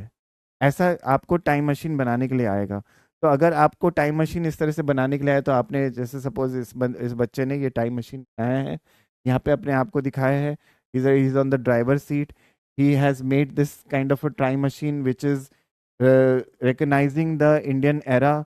यहाँ पे कुछ इंडियन एलिमेंट को डाला है, जिसमें एक व्हील है, उसको लगा दिया है। यहाँ पे एक उसने फैन दिखा दिया। तो ये एक बच्चे की इमेजिनेशन है, जिससे उसने एक टाइम मशीन बनाई है। अब ये पहला पार्ट हो गया क्वेश्चन का। सेकंड पार्ट है कि the time machine has taken you to the other era, other era में आपको ले गए हैं वहां पे। तो वो एरा जो है प्री कॉलोनियल एरा है, मतलब जब हमारा देश आज़ाद नहीं हुआ था, उस एरा में ले गए हैं। तो आपको नाटा में ऐसे क्वेश्चन मिलेंगे, नाटा में ऐसा क्वेश्चन मिलेगा। आपको डायरेक्ट आर्किटेक्चर बनाने नहीं बोलेंगे, ये नहीं बोलेंगे कि ताजमहल बना के दिखा दो या कुतुब मीनार बना के दिखा दो, या कुतुब मीनार के साथ उसका नया प्लान दिखा दो कि कुतुब मीनार अगर आज के टाइम पे बन रहा होता तो कैसा बनता है। ऐसा डायरेक्ट नहीं बोला जाएगा आपको। आपको कहा जाएगा कि आप टाइम मशीन बनाइए, आप उस एरा में चले जाइए और उस एरा का सीन दिखाइए हमको। ऐसा क्वेश्चन आएगा आपको एंट्रेंस एग्जाम में, which is a little hard to understand, a little hard to imagine, and this is what my student did and he did good। उसने टाइम मशीन भी ऐसी बनाई कि वो ऐसा नहीं लगे कि वो आज के मॉडर्न जमाने के हिसाब से टाइम मशीन बनती है। जैसे तुमने मार्वल की मूवी देखी होगी एंड गेम्स, उसमें टाइम मशीन कैसे थी? ठीक है, तो वो जो उनको टाइम मशीन वो बनाए है, उन्होंने बनाई है, और जो हमारे बच्चे ने बनाई है, वो बहुत डिफरेंट है। वो क्यों डिफरेंट है? क्योंकि कॉन्टेक्स्ट डिफरेंट है। यहाँ पे कॉन्टेक्स्ट क्या कह रहा है कि आपको ऐसी टाइम मशीन बनानी है जो आप उस एरा में बनाइए जहाँ पे इंडस्ट्रियल रेवोल्यूशन हो रहा है, और उस एरा में ले जाइए जहाँ पे हमारा देश आज़ाद हो रहा है। ऐसी टाइम मशीन बनाइए। तो यहाँ पे हमको एलिमेंट्स वैसे बनाने पड़ेंगे। ठीक है, देखो उसने मफलर बनाया है, उसने चश्मा लगाया है, तो वो इंडिया को रिप्रेजेंट कर रहा है कि this muffler which is he is wearing and he is wearing the चश्मा। और थोड़ा सा केजरीवाल की तरह उसको लुक दिया है। यहाँ पे हमने इस तरह से पोस्टर भी बनाया है उसने, कि वो इंदिरा गांधी को सपोर्ट कर रहा है या मनमोहन सिंह को सपोर्ट कर रहा है। उसका पोस्टर बनाया है, यहाँ पे मनमोहन सिंह का ही बनाया है। और उसके बाद यहाँ पे उसने टाइम मशीन दिखाई है, उसके साथ उसने कैप्सूल दिखाया है, टाइम मशीन का कैप्सूल, और उसके साथ उसने वॉच दिखाई है, और पीछे उसने फैन दिखाया है। तो ये हमारा बच्चे का आंसर है।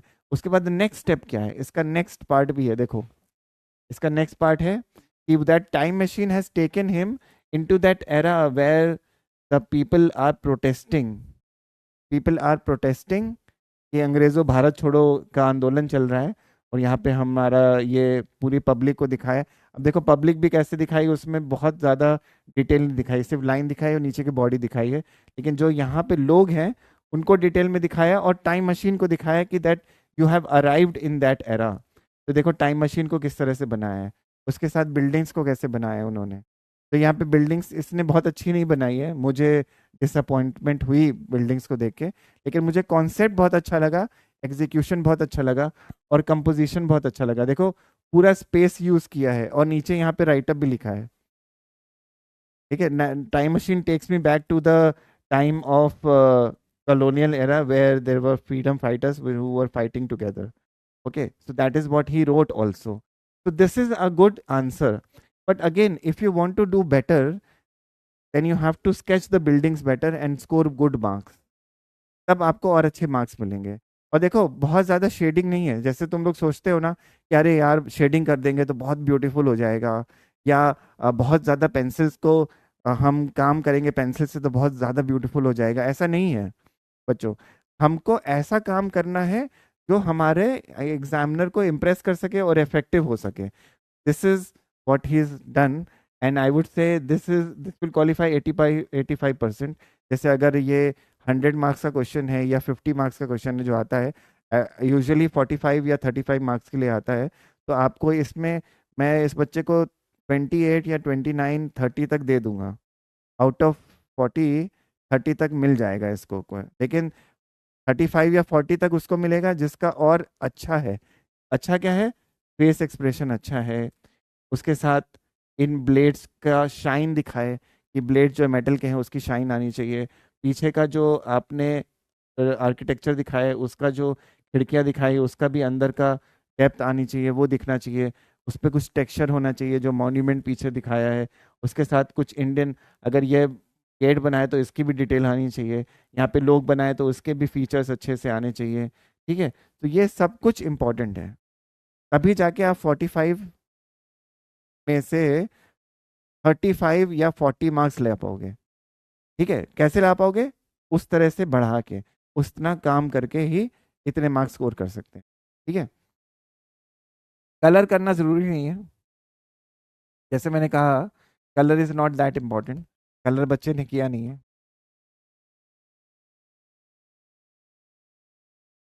कलर करना इज नॉट इम्पोर्टेंट।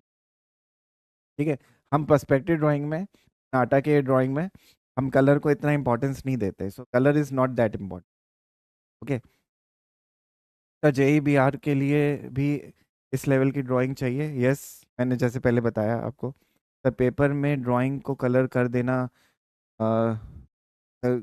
ज़रूरी है? नहीं, ज़रूरी नहीं है। अगर आपको कलर के लिए कहा जाए वहाँ पे स्पेसिफिकली कहा जाएगा कि तब आप कलर करिए, नहीं तो कलर की कोई ज़रूरत नहीं है।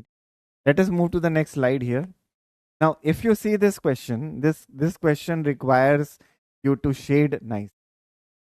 ठीक है, तो जिसमें आपको ये कहा गया है कि you went with your parents in a market where there is a vegetable seller and he is selling the vegetable, and you are looking both of them from a distance, कि आप एक कम डिस्टेंस से उन लोगों को observe कर रहे हैं, and this question is for 60। ठीक है, तो ऐसा क्वेश्चन जो है, अब यहाँ पे मैं यूसीड की भी बात करूंगा, अगर ऐसा क्वेश्चन यूसीड में आता है तो आपको इस लेवल की शेडिंग करनी है, पर नाटा में अगर आता है तो आपको यहाँ पे डिटेल ज़्यादा बनानी पड़ेगी कि आपकी ये जो पूरी मार्केट है उसमें पीछे डिटेल ज़्यादा होनी चाहिए, जहाँ पे आपको लोग दिखाने पड़ेंगे, लेकिन आपको सामने जो है उस पर भी डिटेल बहुत ज़्यादा करनी पड़ेगी।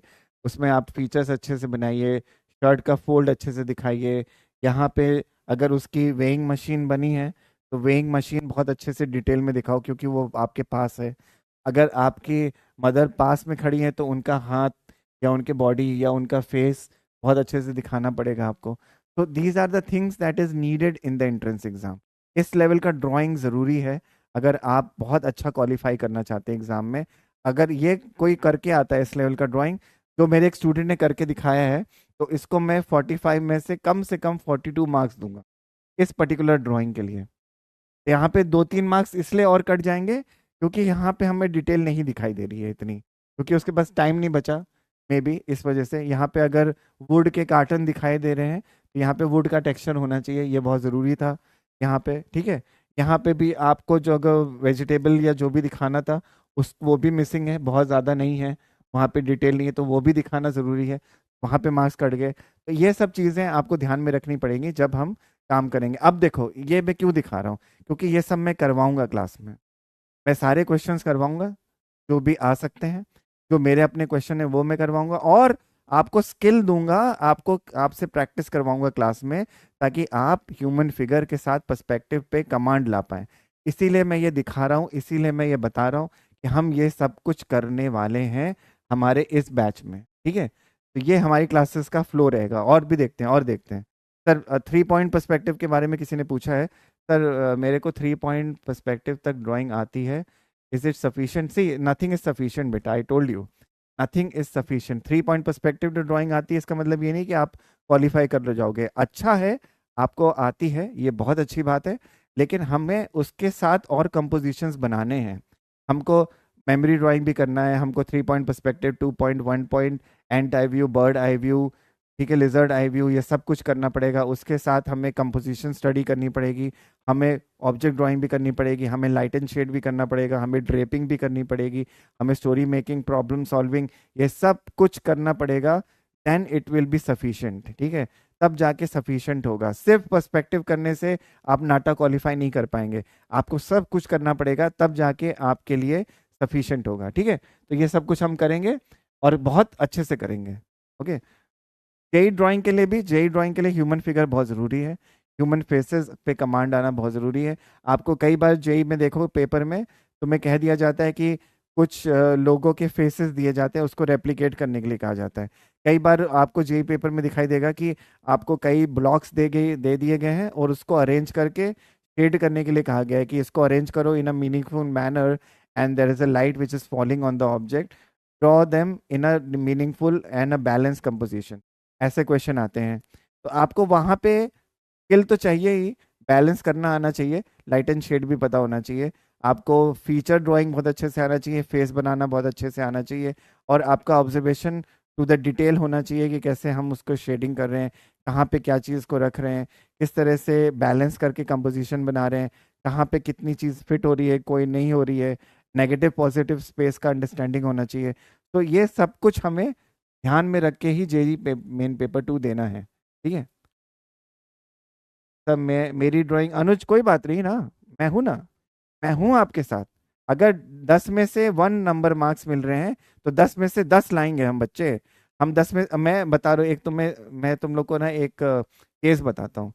तीन, ये बात है 5 साल पहले की बात है। ठीक है, मैं तुम्हें बता रहा हूँ।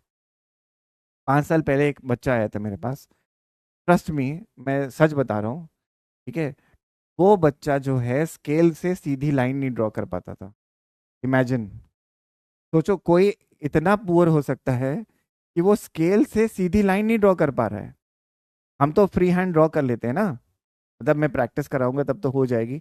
और मुझे पता है तुम लोग इतने टैलेंटेड हो, मुझे पता है कि कई लोग तो मुझसे भी अच्छे होगे ड्रॉ करने में, तो तुम लोग कर ले जाओगे। ठीक है, लेकिन उस बच्चे का हाल सोचो जो स्केल से सीधी लाइन नहीं ड्रॉ कर पा रहा है। वो भी क्वालिफाई कर लिया मेरे साथ हार्ड वर्क करने से। बेचारे ने 1 साल मेरे साथ मेहनत करी, हर दिन मेहनत करी, हर दिन वो काम किया जो मैंने उससे कहा। उसने हमारे यूसीडी एग्जाम में क्वालिफाई किया, उसने एनआईडी में क्वालिफाई किया, and he is doing very well now. तो but it doesn't matter, what matter, ये मैटर नहीं करता कि आप अच्छा ड्रॉ कर पा रहे हैं कि नहीं, या आप अच्छे आर्टिस्ट है कि नहीं, ये मैटर नहीं करता है। मैटर करता है कि क्या आपका एटीट्यूड है, आपका क्या सोचना है, आप मेहनत कर सकते हैं कि नहीं। अगर आप मेहनत कर सकते हो, और आप लगातार मेहनत कर सकते हो, और मेरे कहे पे मेहनत कर सकते हो, तो बिल्कुल आप क्वालिफाई कर जाओगे एंट्रेंस एग्जाम के लिए। But you have to work very hard, you have to show your passion, you have to show that energy what we teachers are showing. Then only you will be able to qualify, then only we can able to help you. If you're not putting any effort, you will not be able to qualify बच्चों। तो इस बार बच्चों की success story देखना, जो भी हमारे design and architecture channel पे बच्चों की सक्सेस स्टोरी है ना, उसमें यही है कि वो बच्चे बताएंगे आपको कि उन्होंने कितनी मेहनत करी, उन्होंने कैसे अपने अपना सेक्रीफाइस किया टाइम, उन्होंने वो सब चीज़ें नहीं करी जिससे उनका टाइम किल हो सकता था। उन्होंने मेहनत करके सही टाइम पे सही चीज़ करी, ऑर्गेनाइज किया अपने आप को, और क्वालिफाई किया एग्ज़ाम को। ये एंट्रेंस एग्ज़ाम इसीलिए होता है बच्चों कि आपको ज़िंदगी में डिसिप्लिन आ जाए, आपको ज़िंदगी में एक कंपटीशन की फीलिंग आ जाए, तभी आप जाके एक अच्छी जगह पहुंच पाते हैं। ठीक है, तो आप इन सब चीज़ों को समझिए और आप बिल्कुल अच्छा कर पाएंगे। You don't need to worry about your skill, I will give you the skill, you have to work hard. और जिन चीज़ों को मैं मना करूंगा वो चीज़ मत करना। इरेजर छोड़ दो, इरेजर तुम्हारा दुश्मन है बच्चों। अगर इरेजर पास में रखोगे तो वो मिस्टेक करवाएगा तुमसे, करवाता ही रहेगा। आप इरेजर को छोड़ दीजिए, आप उसको दूर रखिए अपने आप से। कोशिश करिए बिना इरेजर के ड्राइंग बने। कोशिश करिए कि बार बार आपको पेंसिल को शार्प ना करना पड़े। आप पेंसिल को रोटेट करके स्केच कर लीजिए, जहाँ पे आपका टाइम सेव हो सकता है। एक ही पेंसिल से HB का काम लीजिए, उसी पेंसिल से 2B का काम लीजिए, उसी से 4B का काम लीजिए। प्रेशर पे काम करिए, पेंसिल से दोस्ती करिए। कई बार स्केच करोगे तो पेंसिल से दोस्ती हो जाएगी, उसके बाद ही आप चीज़ों को एग्जीक्यूट कर पाओगे। Let us go to the next part. Let us see more slides here. अब देखो ये क्वेश्चन भी आया है एंट्रेंस एग्जाम में कि that you are there at the platform with your parents and we are waiting for the train to come and there is a train which has arrived on the other side of the platform. See, I like the sketch, I like this part, I really like this part. ठीक है, ये बहुत अच्छे से बना है, इसने vanishing point सही लिया है, सही से बन गया है पूरा। पर यहाँ पे ट्रेन हमारी आउट ऑफ प्रोपोर्शन चली गई है। ट्रेन जो है उसका लेवल इनके 1/3 होना चाहिए था। ये जो अगर ह्यूमन हाइट हमने बनाई है, तो इसके अगर 1/2 ये ले लें और 1/3 ये ले लें, तो यहाँ तक ट्रेन का लेवल आना चाहिए था। यहाँ पे कहीं पे हमारी ट्रेन आनी चाहिए थी, जो गलत हो गया। यहाँ पे बच्चे ने गलत कर दिया। यहाँ पे 1/3 होना चाहिए, हाफ एंड 1/3, ये हाइट आनी चाहिए ट्रेन की, तब जाके ये ट्रेन जो है ये सही लगती। ठीक है, ये देखो ये यहाँ पे क्या गलती हुई है, और यही नहीं होना चाहिए था। ये देखो, ये ट्रेन ऐसे बनाई है तो ये यहाँ पे ऐसे बन सकती थी।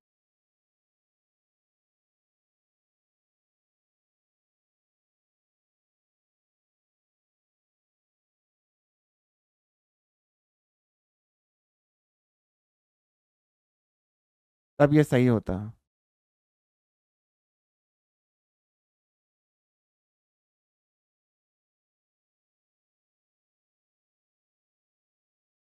ठीक है, तो ये गलत किया है, यही गलती हुई है और ये गलती हम नहीं करेंगे।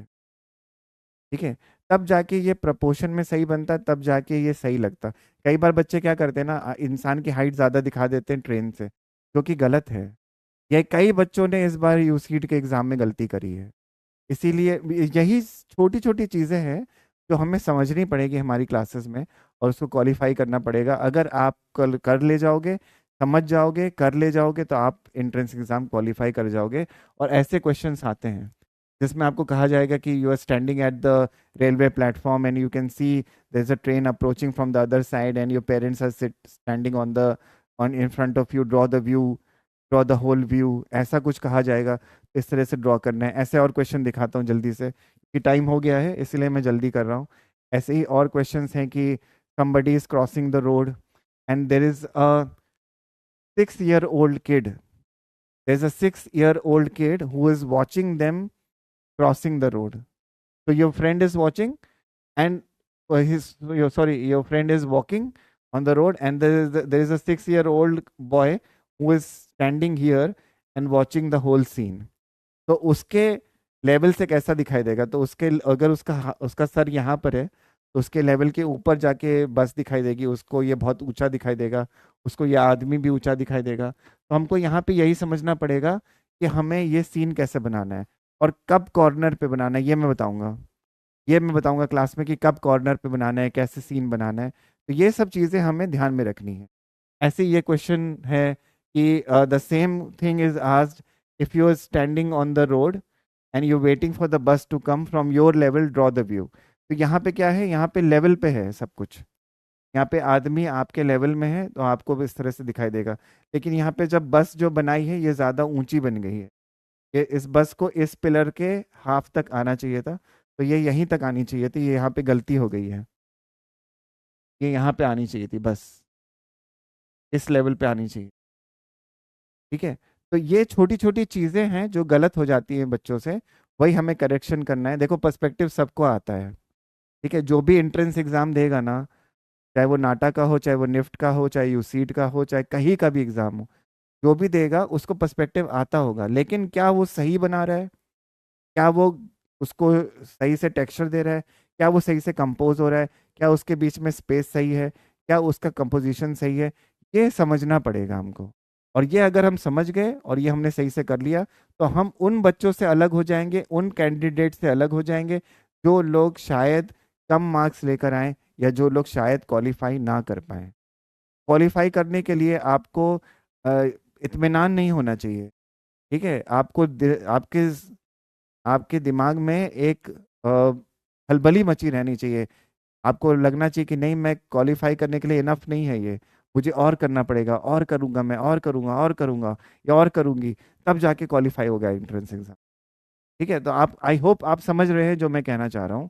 ठीक है स्टूडेंट्स, तो ये सब हम करेंगे क्लास में, तो don't worry, we will incorporate everything in this class. Okay, we will do everything. Yeah I, Pratyush, I even I love you बेटा। Thank you for saying this. I love you too. And my all my dedication, all my passion, all my energy is for you बच्चों। तुम तुम तुम successful हो तो मैं successful हूँ। तुम कुछ कर गए तो मैं कुछ कर गया। तुम खुश हो तो मैं खुश हूँ। तुम्हारी जिंदगी बन गई तो मेरी बन जाएगी। मेरा ये मानना है। इसीलिए जो मैं कर रहा हूँ ना, जो मैं पढ़ा रहा हूँ ना, उस तरह से आप पढ़िएगा। आप देखिएगा आपको हर चीज़ में फ़ायदा होगा। हर क्वेश्चन आप कर पाएंगे, हर मुश्किल आसान हो जाएगी। पर वो करना जो मैं कर रहा हूँ। ठीक है, और एग्जाम्पल देखते हैं। ये देखो, ये एक एग्जाम्पल और है जिसमें हमने एक एटीएम मशीन दिखाई है जिसमें लोग आसपास दिखाए हैं। But this this kind of level is for UCEED exam. ये यूसीड एग्जाम के बच्चों का लेवल होना चाहिए जिसमें वो हर एक डिटेल को कैप्चर कर पाए, थोड़ा सा डार्क बनाए, अपने जो भी आपने पैंट्स बनाई है उसका फोल्ड अच्छे से दिखाएं, लोगों के फेस अच्छे से दिखाएं, पीछे से का बैकग्राउंड भी अच्छे से दिखाई दे, आपकी बिल्डिंग की डिटेल्स हों। अगर आप इस लेवल की ड्राइंग कर पा रहे हो तो you are good enough to go in UCEED exam. UCEED के लिए इतना बहुत ज़रूरी है। पर नाटा के लिए हमको टेक्निकली सही होना ज़रूरी है कि हमारा जो बिल्डिंग है उसके पीछे और बिल्डिंग्स बने। हमें इतना जूम करने दिखाने की ज़रूरत नहीं, हमें इतनी डार्क लाइन दिखाने की ज़रूरत नहीं, हमें वॉल पे टेक्सचर दिखाने की ज़रूरत नहीं है, हमें बहुत शेडिंग करने की ज़रूरत नहीं है। ठीक है, पर अगर ये कोई कर पा रहा है, विच इज़ वेरी गुड। अगर आपका ये लेवल है तो आप सच में बहुत सही कर रहे हो। ठीक है, ऐसे ही अगर हम एंट्रेंस एग्जाम की बात करें, तो अगर हमको कोई व्यू दिखाना है जिसमें एक सब्जी मार्केट का व्यू बनाना है, तो ये लेवल अगर आप अचीव कर पा रहे हो तो which is enough, in which the lines are focused. देखो लाइंस में कितनी डिटेल्स हैं यहाँ पे। लाइंस में हर जगह पे लाइन क्वालिटी दिख रही है, हर डिटेल है, हैचिंग कर रखी है, यहाँ पे पीछे बिल्डिंग को बहुत क्लियरली दिखाया है। तो यहाँ पे लाइन क्वालिटी मैटर करेगी। आप जितना शार्प बनाओगे, आप जितना एक्यूरेट बनाओगे, उतना ही नाटा में ड्राइंग आपकी एफिशिएंट हो जाएगी, उतना ही ज़्यादा उसको वेटेज मिलेगा। अब देखो, यहाँ पे हमने टोकरी दिखाई है, यहाँ पे हमने लेडी को दिखाया तो उसके फेस की डिटेल देखो, यहाँ पे आदमी दिखाया है जो एक कॉमन मैन है, उसकी फेस की डिटेल देखो या उसका फीचर देखो। और वही एक आदमी दूर है तो उसमें वहाँ पे डिटेल नहीं दी है, पर यहाँ पे जो डिटेल दी गई है वो आमने सामने के लोगों पे दी गई है, जो लोग सामने हैं यहाँ पे। ठीक है, तो हमें इस लेवल का ड्राइंग करना है। तो by this I would end the class here, and I wish all of you a very best, and I wish that you have enjoyed the class. I hope you have enjoyed this class. It was very informative. I hope आपको वो information मिल गई है जो मैं आपको देना चाहता था। अब हम इसी इंफॉर्मेशन को आगे यूज़ करेंगे हमारी क्लासेस में। हम पर्सपेक्टिव ड्राइंग से शुरू करेंगे, हम ह्यूमन फिगर भी करेंगे, हम कंपोजिशंस करेंगे, हम उसमें अपने एंट्रेंस एग्जाम के क्वेश्चंस को भी सॉल्व करेंगे। डीपीपीस मिलेंगी आपको, बहुत से क्वेश्चन एग्जाम्स के मिलेंगे जो हम क्लास में करने वाले हैं, और इसी तरह से आगे लेके जाएंगे। ठीक है, बस मुझे बच्चों तुमसे तुम्हारा साथ चाहिए। अगर तुम मेहनत करते रहोगे तो क्वालिफाई कर जाओगे, और घबराना नहीं। जो बच्चे ज़ीरो पर हैं उनको आगे उठा के लेकर आएंगे, जो बच्चे ऑलरेडी अच्छा कर रहे हैं उनसे और अच्छा काम करवाएंगे, और हम रैंक स्कोर करने की कोशिश करेंगे। ठीक है, ताकि हमारा अच्छा सेंटर मिल सके, अच्छा हमको कॉलेज मिल सके।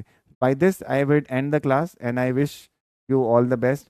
कीप वर्किंग वेरी हार्ड बच्चों, we have very high hopes with you. हम पूरी मेहनत करेंगे, आपसे भी पूरी मेहनत की उम्मीद भी रखते हैं। Thank you so much. I and the class here. I'm looking forward to teach you in the next classes. Stay tuned on our channel and stay tuned on the app. बहुत जल्दी नेक्स्ट क्लास आने वाली है next Saturday को, तो उसके लिए आप प्रिपेयर रखिए। बाकी टीचर्स को भी सुनिएगा व्हाट दे हैव टू से for the classes. And thank you so much. Thank you everybody.